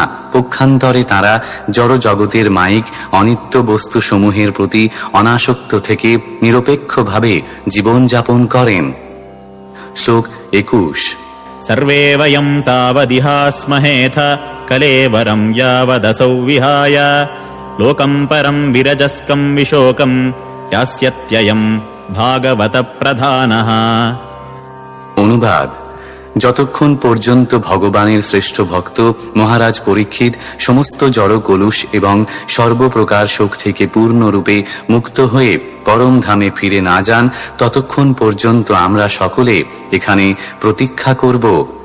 তাৎপর্য: আকাশের মেঘের সঙ্গে তুলনীয় সীমিত জড় সৃষ্টির ঊর্ধ্বে রয়েছে পরব্রহ্ম বা চিদাকাশ, যা বৈকুণ্ঠ নামক গ্রহপুঞ্জে পূর্ণ। সেই বৈকুণ্ঠ লোকও ভিন্ন ভিন্ন নামে পরিচিত, যথা পুরুষোত্তম লোক, অচ্যুত লোক, ত্রিবিক্রম লোক, ঋষিকেশ লোক, কেশব লোক, অনিরুদ্ধ লোক, মাধব লোক, প্রদ্যুম্ন লোক, শঙ্কর্ষণ লোক, শ্রীধর লোক, বাসুদেব লোক, অযোধ্যা লোক, দ্বারকা লোক ইত্যাদি অসংখ্য চিন্ময় গ্রহলোক, যেখানে পরমেশ্বর ভগবান হচ্ছেন সব কিছুর কেন্দ্র এবং সেখানে সমস্ত জীবাত্মা ভগবানেরই মতো চিন্ময় দেহ সম্পন্ন মুক্ত আত্মা। সেখানে কোনো জড়কলুষ নেই, সেখানে সবকিছুই চিন্ময় এবং তাই সেখানে কোনো রকম শোক নেই। সেই জগৎ দিব্য আনন্দে পূর্ণ, সেখানে জন্ম নেই, মৃত্যু নেই, জরা নেই এবং ব্যাধি নেই। উপরোক্ত সেই চিৎজগতে সমস্ত বৈকুণ্ঠ লোকের মধ্যে একটি পরম ধাম রয়েছে, যার নাম গোলক বৃন্দাবন, এবং তা হচ্ছে পরমেশ্বর ভগবান শ্রীকৃষ্ণ এবং তার বিশিষ্ট পার্ষদদের ধাম। মহারাজ পরীক্ষিতের সেই ধাম প্রাপ্তি পূর্ব নির্ধারিত ছিল এবং সেখানে সমবেত মহর্ষিরা পূর্বেই তা জ্ঞাত ছিলেন। তারা সকলে মহারাজ পরীক্ষিতের মহাপ্রস্থান সম্বন্ধে নিজেদের মধ্যে আলোচনা করেছিলেন এবং তার অন্তিম সময় পর্যন্ত তাকে দেখতে চেয়েছিলেন, কেননা এরকম একজন মহান ভক্তকে তারা আর দেখতে পাবেন না। ভগবানের কোনো মহান ভক্ত যখন এই জগৎ থেকে চলে যান তখন শোক করা উচিত নয়, কেননা ভগবৎ ভক্ত ভগবৎ ধামে ভগবানের কাছে ফিরে যান। তবে দুঃখের বিষয় হচ্ছে যে এই রকম একজন মহান ভক্ত আমাদের দৃষ্টিপথের অন্তরালে চলে যান। আমাদের এই জড়চক্ষুর দ্বারা ভগবৎ দর্শন যেমন বিরল, ভগবানের মহান ভক্তদের দর্শনও তেমন বিরল। তাই মহর্ষিরা স্থির করেছিলেন যে পরীক্ষিত মহারাজের অন্তিম সময় পর্যন্ত তারা সেখানে প্রতীক্ষা করবেন। শ্লোক 22। आश्रित्य तदृशि गणवचः परीक्षित समं मधुच्युद गुरुचाव्यलीकम् आभाषतैनानभिनन्द्य युक्तान् शुश्रूषमाणश्चरितानि विष्णोः। অনুবাদ: ঋষিরা যা বলেছিলেন তা অত্যন্ত শ্রুতিমধুর, গম্ভীর, অর্থপূর্ণ এবং পূর্ণরূপে সত্য ছিল। তাই তা শুনে মহারাজ পরীক্ষিত শ্রীকৃষ্ণের কার্যকলাপ শুনবার অভিলাষে সেই মহর্ষিদের অভিনন্দন জানিয়ে বলতে লাগলেন। শ্লোক 23। समागताः सर्वत एव सर्वे वेदा यथा मूर्तिधरास्त्रिपृष्ठे नेहाथनामुत्र च कश्चनार्थ ऋते परानुग्रहमात्मशीलम्। অনুবাদ: রাজা বললেন, হে মহর্ষিগণ, আপনারা সকলে অত্যন্ত কৃপা পরবশ হয়ে ব্রহ্মাণ্ডের সমস্ত দিক থেকে এখানে এসেছেন। আপনারা সকলে ত্রিভুবনের ঊর্ধ্বে বিরাজমান মূর্তিমান বেদসমূহের মতো, কেননা অপরের প্রতি অনুগ্রহ করাই আপনাদের স্বভাব এবং তাছাড়া এই জীবনে অথবা পরবর্তী জীবনে আপনাদের কোনো স্বার্থ নেই। তাৎপর্য: 6 প্রকার ঐশ্বর্য আছে, যথা সম্পদ, বল, যশ, সৌন্দর্য, জ্ঞান এবং বৈরাগ্য। মূলত এগুলি পরমেশ্বর ভগবানেরই গুণ। সেই পরম পুরুষের বিভিন্ন অংশ জীবের মধ্যেও সেই সমস্ত গুণগুলি আংশিকভাবে বিরাজমান। জীব বড়জোর শতকরা 78 পর্যন্ত এই গুণগুলি অর্জন করতে পারে। জড় জগতের সমস্ত গুণগুলি জড়া শক্তির দ্বারা আচ্ছন্ন, ঠিক যেমন কখনো কখনো সূর্য মেঘের দ্বারা আচ্ছাদিত হয়ে পড়ে। সূর্যের স্বাভাবিক দীপ্তির তুলনায় আচ্ছাদিত সূর্যের শক্তি যেমন অত্যন্ত ক্ষীণ, তেমনি জড় জগতের বন্ধনে আবদ্ধ জীবেদের মধ্যে সেই সমস্ত গুণগুলি প্রায় লুপ্ত হয়ে যায়। ব্রহ্মাণ্ডের 3টি গ্রহলোক পর্যায়ে রয়েছে, যথা অধোলোক, মধ্যলোক এবং ঊর্ধ্বলোক। পৃথিবীর মানুষেরা মধ্যলোকের যেখানে শুরু হচ্ছে সেখানে অবস্থিত, কিন্তু ব্রহ্মা এবং তার সমস্তরের জীবেরা ঊর্ধ্বলোকে বাস করেন, যাদের মধ্যে সর্বোচ্চ লোক হচ্ছে সত্যলোক। সত্যলোকের অধিবাসীরা পূর্ণরূপে বৈদিক জ্ঞানে পারঙ্গম এবং তার ফলে তারা মায়ারূপ মেঘের আবরণ থেকে মুক্ত। তাই তাদের মূর্তিমান বেদ বলা হয়। পূর্ণরূপে জড় এবং দিব্য জ্ঞান সম্পন্ন এই সমস্ত পুরুষেরা জড় এবং চিন্ময় উভয় জগতের প্রতি উদাসীন। তারা প্রকৃতপক্ষে নিষ্পৃহ ভক্ত বা শান্ত ভক্ত। এই জড় জগতে তাদের ঈপ্সিত কিছু নেই এবং চিন্ময় জগতে তারা স্বয়ং সম্পূর্ণ। তাহলে তারা এই জড় জগতে আসেন কেন? ভগবানের আদেশে অধঃপতিত জীবদের উদ্ধার করার জন্য তারা বিভিন্ন গ্রহলোকে অবতরণ করেন। এই পৃথিবীতে বিভিন্ন পরিবেশে এবং বিভিন্ন পরিস্থিতিতে মানুষদের মঙ্গল সাধনের জন্য তারা আসেন। জড় জগতে দুর্দশাগ্রস্ত মায়াচ্ছন্ন জীবদের পুনরুদ্ধার করা ছাড়া তাদের আর কিছুই করণীয় নেই। শ্লোক 24। ततश्च वः पृच्छ्यमिमम् विपृच्छे विश्रभ्य विप्रा इति कृत्यतायाम् सर्वात्मनाम् म्रियमाणैश्च कृत्यम् शुद्धम् च तत्रामृषताभियुक्ताः। অনুবাদ: হে বিশ্বাসভাজন ব্রাহ্মণগণ, আমি এখন আপনাদের কাছে আমার আসন্ন কর্তব্য সম্বন্ধে জিজ্ঞাসা করছি। দয়া করে যথাযথভাবে বিচার করে আমাকে বলুন। সমস্ত পরিস্থিতিতে প্রতিটি মানুষের, বিশেষ করে যে মানুষ মরণোন্মুখ, তার অবশ্য কর্তব্য কি? তাৎপর্য: এই শ্লোকে বিজ্ঞ মহর্ষিদের কাছে মহারাজ 2টি প্রশ্ন উপস্থাপন করেছেন। প্রথম প্রশ্নটি হচ্ছে সর্ব অবস্থায় প্রতিটি মানুষের কি কর্তব্য, এবং দ্বিতীয় প্রশ্নটি মরণোন্মুখ মানুষের অবশ্য কর্তব্য কি। এই 2টি প্রশ্নের মধ্যে মরণোন্মুখ মানুষটি সম্বন্ধে প্রশ্নটি সবচাইতে গুরুত্বপূর্ণ, কেননা প্রতিটি মানুষই মরণশীল, হয় এখনই নয় 100 বছর পরে। মানুষের আয়ু কতদিন সেই প্রশ্নটি নিরর্থক, কিন্তু মরণাপন্ন মানুষের কি কর্তব্য তা অত্যন্ত গুরুত্বপূর্ণ। মহারাজ পরীক্ষিত এই প্রশ্ন 2টি সুখদেব গোস্বামীর আগমনের ঠিক পরে করেছিলেন এবং বিশেষ করে সমগ্র শ্রীমদ্ ভাগবতে 2য় স্কন্ধ থেকে শুরু করে 12 স্কন্ধ পর্যন্ত এই প্রশ্ন 2টিরই আলোচনা করা হয়েছে। এই থেকে চরম সিদ্ধান্ত হচ্ছে যে পরমেশ্বর ভগবানের প্রেমময়ী সেবাই প্রতিটি মানুষের পরম কর্তব্য। সেই কথা ভগবান স্বয়ং শ্রীমদ্ ভগবদ গীতার শেষ অংশে প্রতিটি মানুষের নিত্য ধর্ম বলে বর্ণনা করেছেন। মহারাজ পরীক্ষিত সেই সম্বন্ধে ইতিমধ্যে অবগত ছিলেন, কিন্তু তিনি চেয়েছিলেন যে সেখানে সমবেত সমস্ত মহর্ষিরা যেন ঐক্যবদ্ধভাবে তার সেই বিশ্বাসকে সমর্থন করেন, যাতে তিনি নির্দ্বিধায় তার কর্তব্য নির্ণয় করতে পারেন। তিনি বিশেষ করে শুদ্ধ শব্দটির উল্লেখ করেছেন। অপ্রাকৃত উপলব্ধি বা আত্ম উপলব্ধির জন্য বিভিন্ন প্রকারের দার্শনিকেরা বিভিন্ন প্রকার পন্থা বর্ণনা করে গেছেন। তাদের কয়েকটি উত্তম পন্থা এবং অন্যগুলি মধ্যম এবং কনিষ্ঠ পন্থা। তবে সর্বোত্তম পন্থা হচ্ছে অন্য সমস্ত পন্থা পরিত্যাগ করে কেবল পরমেশ্বর ভগবানের শ্রীপাদপদ্মের শরণাগতির ফলে সমস্ত পাপ থেকে মুক্ত হওয়া। শ্লোক 25। তত্রাভবদ্ভগবাन् व्यासपुत्रो यदृच्छया गामटमानोऽनपेक्षः अलक्ष्यलिङ्गो निजलाभतुष्टो वृतश्च बालैरवधूतवेषः। অনুবাদ: তখন ব্যাসদেবের শক্তিমান পুত্র যদৃচ্ছক্রমে পৃথিবী পর্যটন করতে করতে সেখানে এসে উপস্থিত হলেন। তিনি ছিলেন বহির্বিষয়ে উদাসীন, কোনো আশ্রম বিশেষের চিহ্নবিহীন, আত্মারাম এবং অবধূত বেশধারী। তাকে পাগল ভেবে নারী ও বালকেরা বেষ্টন করেছিল।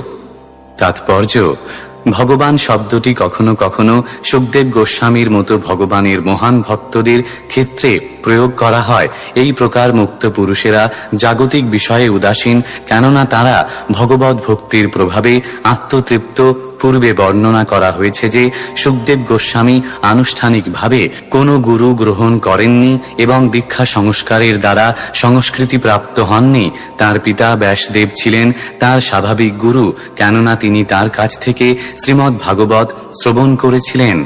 তারপর তিনি সম্পূর্ণরূপে আত্মতৃপ্ত হন। এভাবে তিনি কোনো আনুষ্ঠানিক প্রক্রিয়ার উপর নির্ভরশীল ছিলেন না।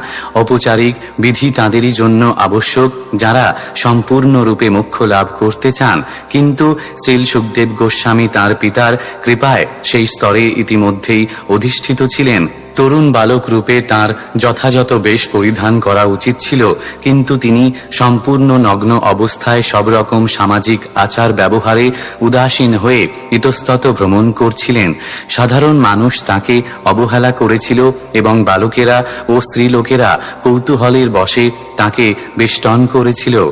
পরীক্ষিত মহারাজের প্রশ্ন থেকে বোঝা যায় যে সেখানে সমবেত মহর্ষিরা তার কর্তব্য সম্বন্ধে একমত হতে পারেননি। বিভিন্ন মানুষের বিভিন্ন গুণ অনুসারে পারমার্থিক উদ্দেশ্য সাধনের বিভিন্ন পন্থা রয়েছে, কিন্তু ভগবানের প্রতি ভক্তিমূলক সেবার সর্বোচ্চ সিদ্ধিলাভই হচ্ছে জীবনের পরম লক্ষ্য। চিকিৎসকদের মধ্যে যেমন কখনো কখনো মতভেদ হয়, তেমনি ঋষিদের মধ্যেও নিরাময়ের বিভিন্ন পন্থা সম্বন্ধে মতভেদ হয়। সেই সময় ব্যাসদেবের মহাশক্তিশালী পুত্র সেখানে উপস্থিত হয়েছিলেন। শ্লোক 26। तं द्व्यष्टवर्षं सुकुमारपादकरोरुबाह्वं सकपोलगात्रम् चार्वायताक्षोन्नसतुल्यकर्णशुभ्रवाननं कम्बुसुजातकण्ठम्। অনুবাদ: ব্যাসদেবের সেই পুত্রের বয়স ছিল 16 বছর। তার চরণ, হাত, জঙ্ঘা, বাহু, স্কন্ধ, কপোল এবং দেহের অন্যান্য সমস্ত অঙ্গগুলি অত্যন্ত সুন্দরভাবে গঠিত ছিল। তার চোখ দুটি ছিল অত্যন্ত সুন্দর ও আকর্ণ বিস্তৃত। তার নাসিকা ছিল উন্নত এবং কান দুটি ছিল ঠিক এক মাপের। তার মুখমণ্ডল ছিল অত্যন্ত আকর্ষণীয় এবং তার কণ্ঠদেশ ছিল অত্যন্ত সুগঠিত এবং শঙ্খের মতো সুন্দর। তাৎপর্য: শ্রদ্ধাস্পদ ব্যক্তিদের বর্ণনা চরণ থেকে শুরু করা হয় এবং সেই চিরাচরিত সম্মানজনক প্রথা সুখদেব গোস্বামীর ক্ষেত্রেও পালন করা হয়েছিল। তার বয়স ছিল তখন কেবলমাত্র 16 বছর।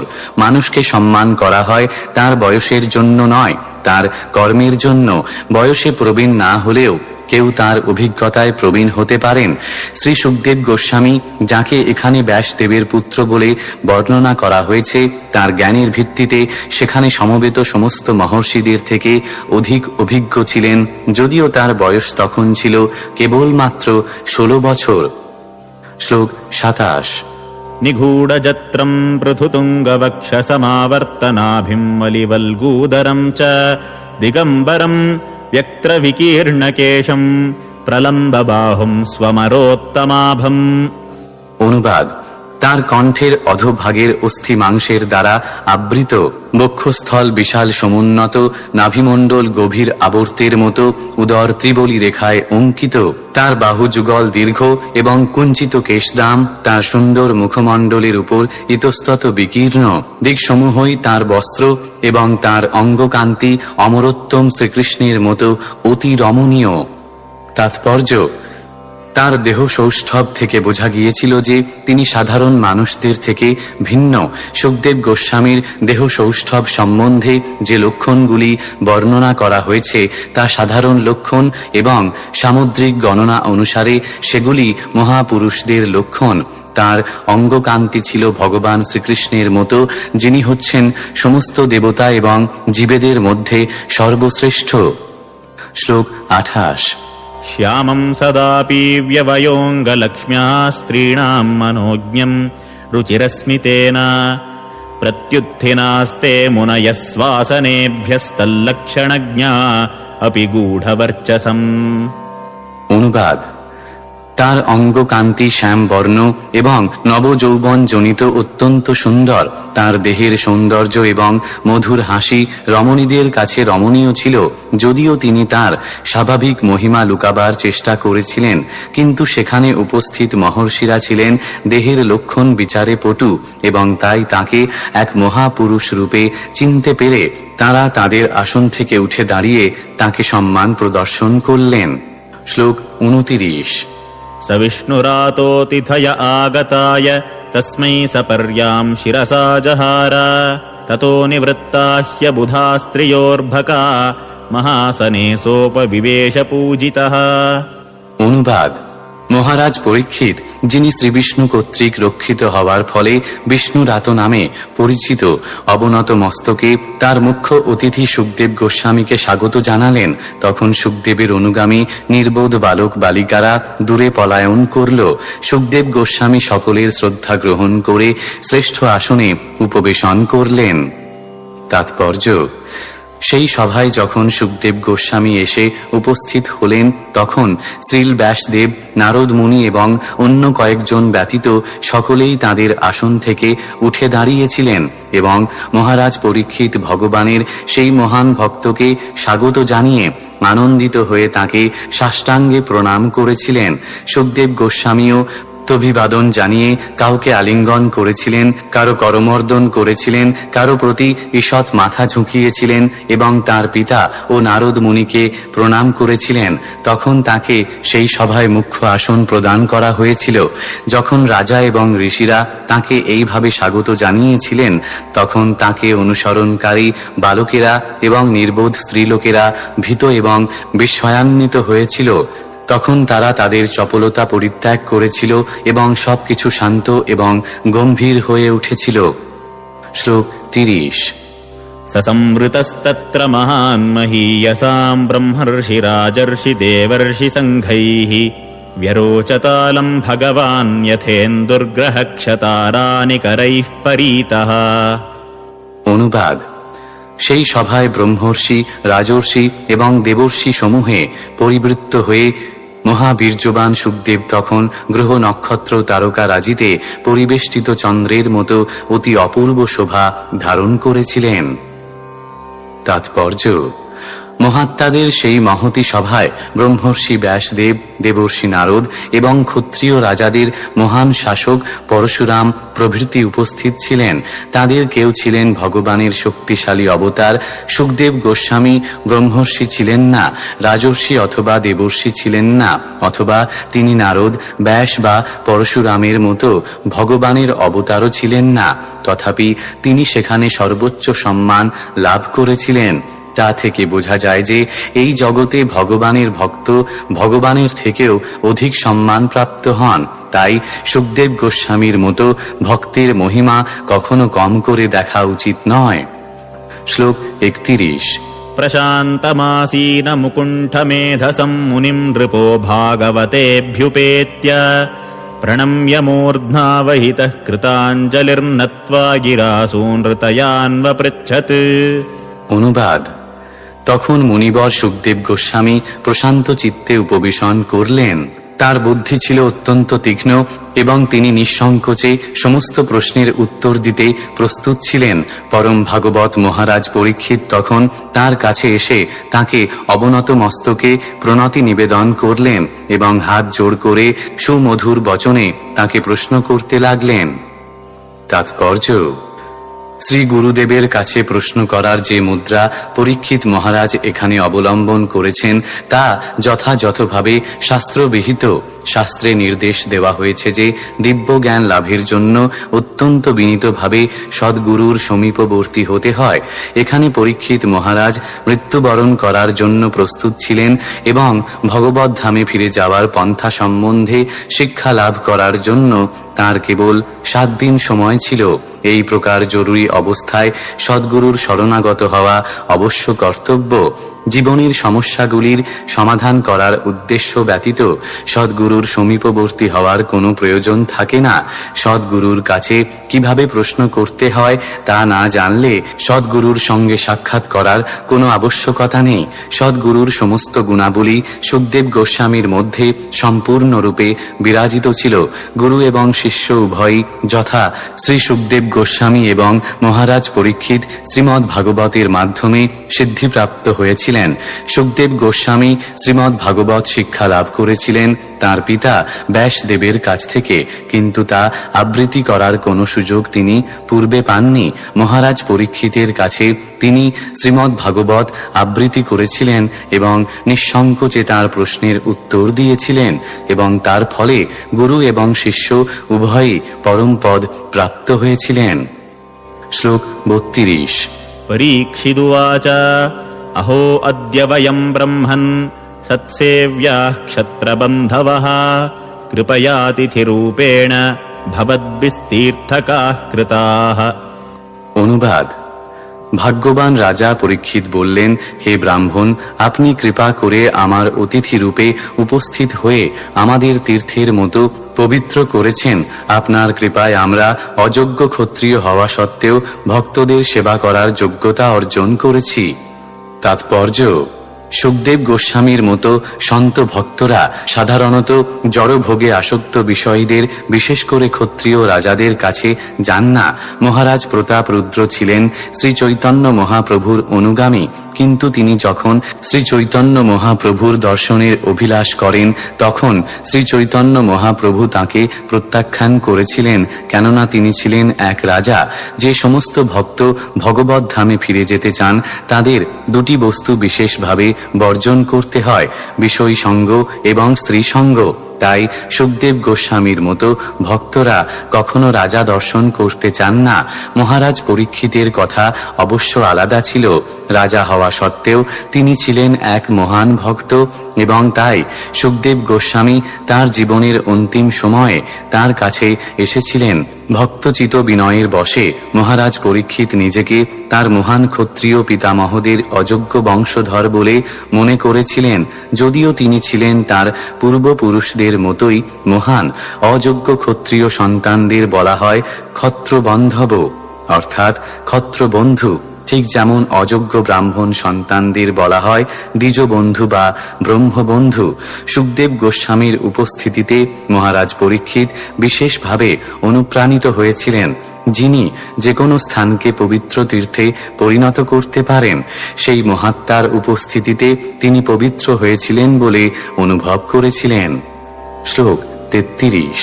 येषां संस्मरणात् पुंसां सद्यः शुध्यन्ति वै गृहाः किं पुनर्दर्शनस्पर्शपादशौचासनादिभिः।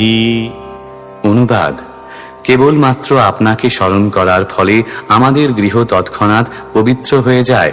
অতএব আপনাকে দর্শন, স্পর্শন, পাদ প্রক্ষালন এবং গৃহে আসনাদি দান করার ফলে যে কি লাভ হয় তা কে বর্ণনা করতে পারে? তাৎপর্য: পবিত্র তীর্থস্থানের মাহাত্ম্য মহান ঋষি ও মহাত্মাদের উপস্থিতির ফলেই হয়। বলা হয় যে পাপীরা তীর্থস্থানে গিয়ে তাদের পাপ ছেড়ে আসে, কিন্তু মহাত্মাদের উপস্থিতির ফলে সেই সঞ্চিত পাপ শোধন হয়ে যায়। এইভাবে এখানে উপস্থিত ভক্ত এবং মহাত্মাদের কৃপায় তীর্থস্থানগুলি সর্বদাই পবিত্র থাকে। এই প্রকার মহাত্মারা যখন কোনো বিষয়ীর গৃহে আসেন, তখন অবশ্যই জড়ভোগে আসক্ত বিষয়ীরা তাদের পাপ থেকে মুক্ত হয়ে যায়। তাই পুণ্যবান মহাত্মাদের গৃহস্থদের গৃহে যাওয়ার কোনো ব্যক্তিগত স্বার্থ নেই, কিন্তু তারা তাদের গৃহে যান কেবলমাত্র তাদের গৃহ পবিত্র করার জন্য। এবং তাই যখন এই প্রকার মহাত্মা এবং ঋষিরা তাদের গৃহে আসেন, তখন গৃহস্থদের গভীর কৃতজ্ঞতা অনুভব করা উচিত। কোনো গৃহস্থ যদি এই পবিত্র আশ্রমের অবমাননা করে, তাহলে তাদের মহা অপরাধ হয়। তাই শাস্ত্রে নির্দেশ দেওয়া হয়েছে যে কোনো গৃহস্থ যদি মহাত্মাকে দর্শন করে প্রীতি নিবেদন না করে, তাহলে তাকে সেই মহা অপরাধের প্রায়শ্চিত্ত স্বরূপ সারাদিন উপবাস থাকতে হয়। শ্লোক 34। सान्निध्याते सहायोगिन् पातकानि महान्त्यपि सद्यो नश्यन्ति वै पुंसाम् विष्णोरिव सुरेतराः। অনুবাদ: হে মহাযোগী, বিষ্ণুর সান্নিধ্য মাত্রই যেমন অসুরেরা বিনাশপ্রাপ্ত হয়, তেমনি আপনার দর্শন মাত্রই জীবেরা মহাপাতক সমূহ তৎক্ষণাৎ নাশপ্রাপ্ত হয়। তাৎপর্য: দুই প্রকার মানুষ রয়েছে, যথা নাস্তিক এবং ভগবদ ভক্ত। ভগবদ ভক্তেরা যেহেতু দিব্য গুণাবলী প্রকাশ করেন, তাই তাদের বলা হয় সুর, আর যারা ভগবানে বিশ্বাস করে না তাদের বলা হয় অসুর। অসুরেরা ভগবানের উপস্থিতি সহ্য করতে পারে না। অসুরেরা সর্বদাই পরমেশ্বর ভগবানকে বিনাশ করার চেষ্টা করে, কিন্তু প্রকৃতপক্ষে ভগবানের আবির্ভাব মাত্রই তার অপ্রাকৃত নাম, রূপ, গুণ, লীলা, পরিকর অথবা বৈশিষ্ট্যের দ্বারা অসুরেরা তৎক্ষণাৎ বিনাশপ্রাপ্ত হয়। কথিত আছে যে ভগবানের দিব্য নাম উচ্চারিত হলেই ভূতেরা আর সেখানে থাকতে পারে না। মহাত্মা এবং ভগবত ভক্তেরা হচ্ছেন ভগবানের পরিকর, এবং তাদের উপস্থিতির ফলেই তৎক্ষণাৎ ভৃত সদৃশ সমস্ত পাপ নষ্ট হয়ে যায়। সমস্ত বৈদিক শাস্ত্রে সে কথা বলা হয়েছে। বেদে মানুষকে কেবল ভগবত ভক্তের সঙ্গ করার নির্দেশ দেওয়া হয়েছে, যাতে ভূত, প্রেত এবং রাক্ষসেরা তাদের উপর অশুভ প্রভাব বিস্তার করতে না পারে। শ্লোক 35। अपि मे भगवान् प्रीतः कृष्णः पाण्डुसुतप्रियः पैतृष्वसेय प्रीत्यर्थम् तद्गोत्रस्यात्तबान्धवः। অনুবাদ: পাণ্ডবদের অত্যন্ত প্রিয় ভগবান শ্রীকৃষ্ণ তার ভাইদের প্রীতি সম্পাদনের জন্য আমাকে তার আত্মীয় রূপে স্বীকার করেছেন। তাৎপর্য: ভগবানের বিশুদ্ধ এবং অনন্য ভক্ত বিষয়াসক্ত মানুষদের থেকেও অধিক দক্ষতার সঙ্গে তাদের পরিবারের সেবা করেন। সাধারণত মানুষেরা তাদের পরিবারের প্রতি অত্যন্ত আসক্ত এবং মানব সমাজের সমস্ত অর্থনৈতিক প্রচেষ্টা পারিবারিক স্নেহের প্রভাবে পরিচালিত হয়। এই প্রকার মহাচ্ছন্ন মানুষেরা জানে না ভগবত ভক্ত হওয়ার ফলে কিভাবে আরো ভালোভাবে পরিবারের সেবা করা যায়। ভগবত ভক্তদের আত্মীয় স্বজনদের ভগবান বিশেষভাবে রক্ষা করেন, যদিও সেই সমস্ত আত্মীয় স্বজনেরা ভগবত ভক্ত নাও হতে পারে। মহারাজ প্রহ্লাদ ছিলেন ভগবানের এক মহান ভক্ত, কিন্তু তার পিতা হিরণ্যকশিপু ছিল এক মহানাস্তিক এবং ভগবানের শত্রু। কিন্তু তা সত্ত্বেও কেবলমাত্র প্রহ্লাদ মহারাজের পিতা হওয়ার ফলে হিরণ্যকশিপু মুক্তি লাভ করেছিল। ভগবান ভক্তদের প্রতি এতই কৃপাময় যে তিনি তাদের পরিবারের সদস্যদের সর্বতোভাবে রক্ষা করেন। এমনকি ভগবত ভক্ত যদি ভগবানের সেবা করার জন্য তার আত্মীয় স্বজনদের ছেড়ে চলেও যান, তবুও তাকে তাদের জন্য দুশ্চিন্তা করতে হয় না।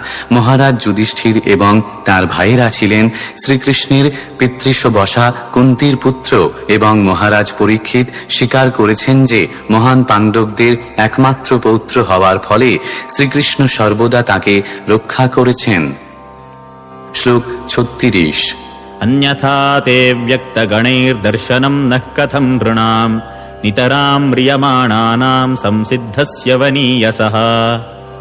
অনুবাদ: তা না হলে কি আমাদের মতো পাপিষ্ঠ মানুষ কখনো এই আসন্ন মৃত্যুকালে আপনার দর্শন লাভ করতে পারত? কেননা আপনার মতো মহাপুরুষেরা আপনাদের পরিচয় গোপন রেখে অদৃশ্যভাবে বিচরণ করেন। তাৎপর্য: মহর্ষি সুখদেব গোস্বামী অবশ্যই পরমেশ্বর ভগবান শ্রীকৃষ্ণের দ্বারা অনুপ্রাণিত হয়ে স্বেচ্ছায় ভগবানের মহান ভক্ত মহারাজ পরীক্ষিতের সামনে আবির্ভূত হয়েছিলেন তাকে শ্রীমদ্ ভাগবত শিক্ষা দেবার জন্য। শ্রী গুরুদেব এবং পরমেশ্বর ভগবানের কৃপায় ভগবত ভক্তির বীজ লাভ করা যায়। শ্রী গুরুদেব হচ্ছেন জীবনের পরম সিদ্ধি লাভের পথে সাহায্যকারী ভগবানের মূর্ত প্রতিনিধি। ভগবানের অনুমোদন ব্যতীত কেউ কখনো গুরু হতে পারে না। শ্রীল সুখদেব গোস্বামী ছিলেন ভগবানের আদর্শ প্রতিনিধি, তাই তিনি ভগবান কর্তৃক অনুপ্রাণিত হয়েছিলেন পরীক্ষিত মহারাজের কাছে এসে তাকে শ্রীমদ্ ভাগবত শিক্ষা দান করার জন্য। যদি কেউ ভগবান কর্তৃক প্রেরিত যথার্থ প্রতিনিধির কৃপা লাভ করেন, তবেই কেবল তিনি ভগবত ধামে ফিরে যাওয়ার চরম সিদ্ধি প্রাপ্ত হন। ভগবত ভক্তের সঙ্গে যখন ভগবানের যথার্থ প্রতিনিধির সাক্ষাৎকার হয়, তখন তিনি তাঁর জড়দেহ ত্যাগের পর ভগবত ধামে ফিরে যাওয়ার পূর্ণ প্রতিশ্রুতি প্রাপ্ত হন। অবশ্য তা সম্পূর্ণভাবে নির্ভর করে থাকে ভক্তের ঐকান্তিকতার উপর। ভগবান প্রতিটি জীবের হৃদয়ে বিরাজ করছেন এবং তাই তিনি সকলের গতিবিধি সর্বতোভাবে অবগত। ভগবান যখন দেখেন যে কোনো জীব ভগবত ধামে ফিরে যাওয়ার জন্য অত্যন্ত উৎসুক হয়েছে, তিনি তৎক্ষণাৎ তার কাছে তার প্রতিনিধিকে পাঠিয়ে দেন। এইভাবে ঐকান্তিক ভক্ত ভগবত ধামে ফিরে যাওয়ার পূর্ণ প্রতিশ্রুতি প্রাপ্ত হন। অর্থাৎ সদ্গুরুর কৃপা এবং সহযোগিতা লাভ করার অর্থ হচ্ছে সরাসরিভাবে স্বয়ং ভগবানের সাহায্যপ্রাপ্ত হওয়া। শ্লোক 37। अतः पृच्छामि संसिद्धिम् योगिनाम् परमम् गुरुम् पुरुषस्येह यत्कार्यम् म्रियमाणस्य सर्वथा। অনুবাদ: আপনি পরম যোগী এবং ভক্তদেরও গুরু, তাই আমি আপনার কাছে প্রার্থনা করছি আপনি সকলের এবং বিশেষ করে যে মানুষের মৃত্যু আসন্ন তার সিদ্ধি লাভের পন্থা প্রদর্শন করুন। তাৎপর্য: যতক্ষণ পর্যন্ত মানুষ জীবনের পরম উদ্দেশ্য সাধনের জন্য ব্যাকুল না হয়, ততক্ষণ পর্যন্ত সদ্গুরুর শরণাগত হওয়ার আবশ্যকতা থাকে না। গুরু কোনো গৃহস্থের অলংকার নন। কেতাদুরস্থ জড়বাদীরা সাধারণত তথাকথিত গুরুদের কাছ থেকে দীক্ষা নেয়, কিন্তু তাতে তাদের কোনো লাভ হয় না। এই সমস্ত ভণ্ড গুরুরা তাদের তথাকথিত শিষ্যদের তোষামোদ করে এবং তার ফলে গুরু এবং শিষ্য উভয়ই নিঃসন্দেহে নরকগামী হয়। মহারাজ পরীক্ষিত ছিলেন আদর্শ শিষ্য, কেননা তিনি সকলের জন্য বিশেষ করে মরণাপন্ন মানুষদের কর্তব্য সম্বন্ধে পরিপ্রশ্ন করেছিলেন। মহারাজ পরীক্ষিতের প্রশ্নগুলির ভিত্তিতেই শ্রীমদ্ ভাগবতের মূল সিদ্ধান্ত নির্ণীত হয়েছে। এখন দেখা যাক কিরকম বুদ্ধিমত্তা সহকারে মহান গুরু সেই প্রশ্নগুলির উত্তর দেন। শ্লোক 38। यच्छ्रोतव्यमथो जप्यम् यत्कर्तव्यम् नृभिः प्रभो स्मर्तव्यम् भजनीयम् वा ब्रूहि यद्वा विपर्ययम्। অনুবাদ: দয়া করে আমাকে বলুন, মানুষের কি শ্রবণ করা উচিত, কীর্তন করা উচিত, স্মরণ করা উচিত এবং ভজন করা উচিত, আর তার যা করা উচিত নয় তাও আমাকে কৃপা করে বলুন। শ্লোক 39। नूनम् भगवतो ब्रह्मन् गृहेषु गृहमेधिनाम् न लक्ष्यते ह्यवस्थानमपि गोदोहनम् क्वचित्।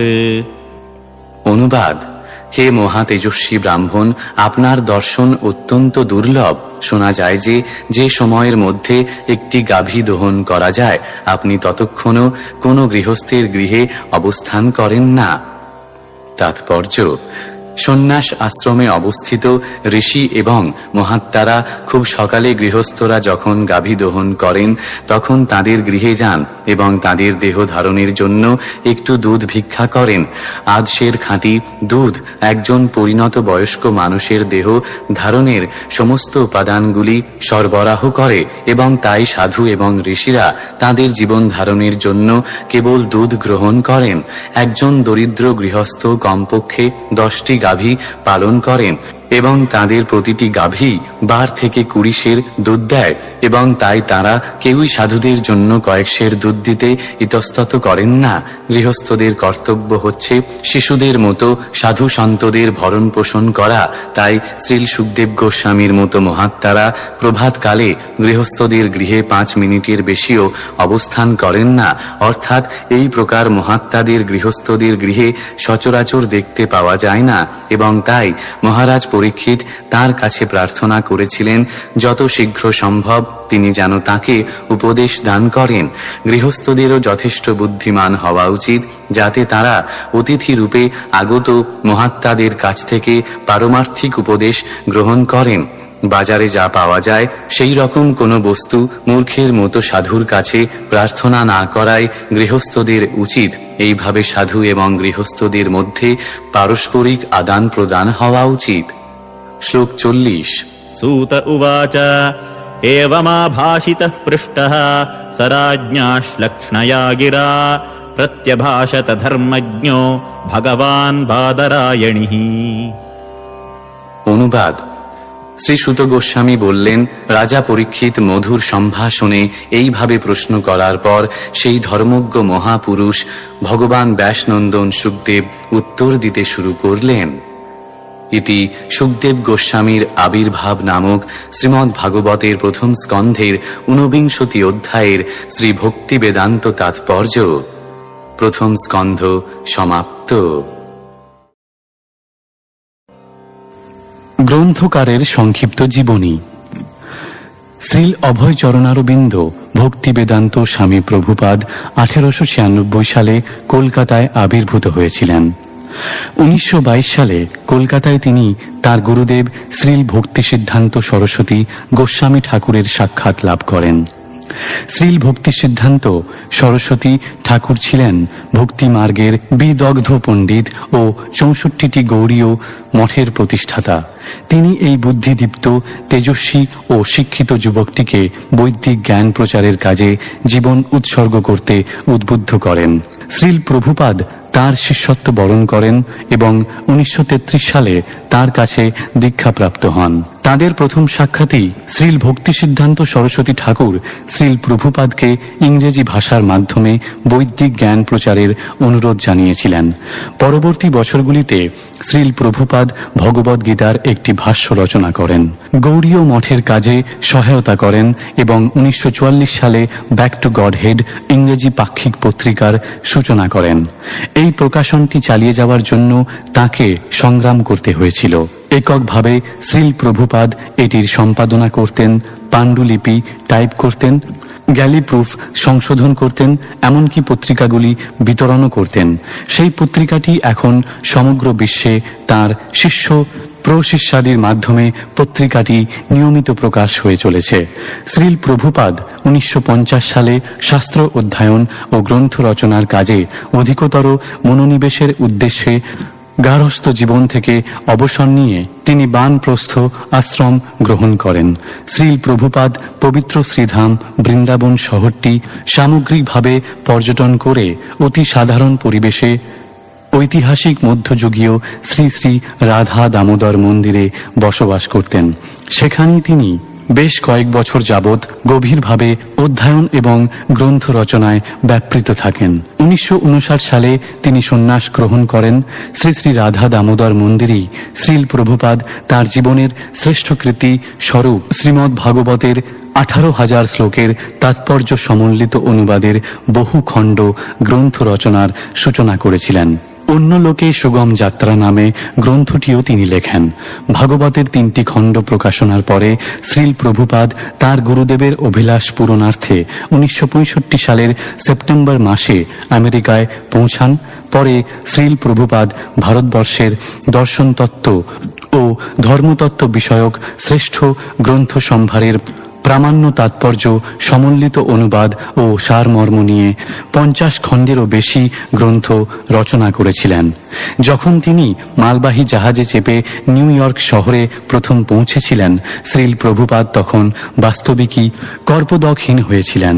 প্রায় 1 বছর ধরে বিপুল প্রতিকূলতা অতিক্রম করে তবেই তিনি 1966 সালের জুলাই মাসে আন্তর্জাতিক কৃষ্ণ ভাবনামৃত সংঘ ইসকন প্রতিষ্ঠা করেন। 1977 সালের 14 নভেম্বর তার অপ্রকটিত হওয়ার আগেই তিনি নিজে এই সংঘের পরিচালনা ও পথ প্রদর্শন করে গেছেন এবং 100টিরও বেশি আশ্রম, স্কুল, মন্দির, সংস্থা এবং কৃষি কেন্দ্র সমন্বিত এক বিশ্বব্যাপী সংস্থারূপে গড়ে উঠতে দেখে গেছেন।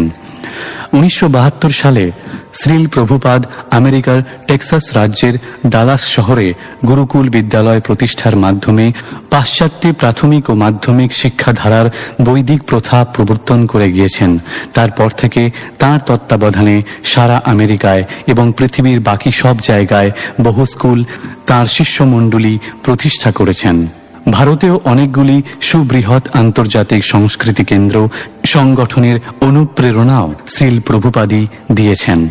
পশ্চিমবঙ্গে শ্রীধাম মায়াপুরে অবস্থিত কেন্দ্রটি এক সুপরিকল্পিত পারমার্থিক নগরী রূপে গড়ে তোলার জন্য এক মনোনীত স্থান, যেখানে বিপুল উচ্চাভিলাষপূর্ণ এক মহাপ্রকল্প আগামী বহু বছর ধরে রূপায়িত হতে থাকবে।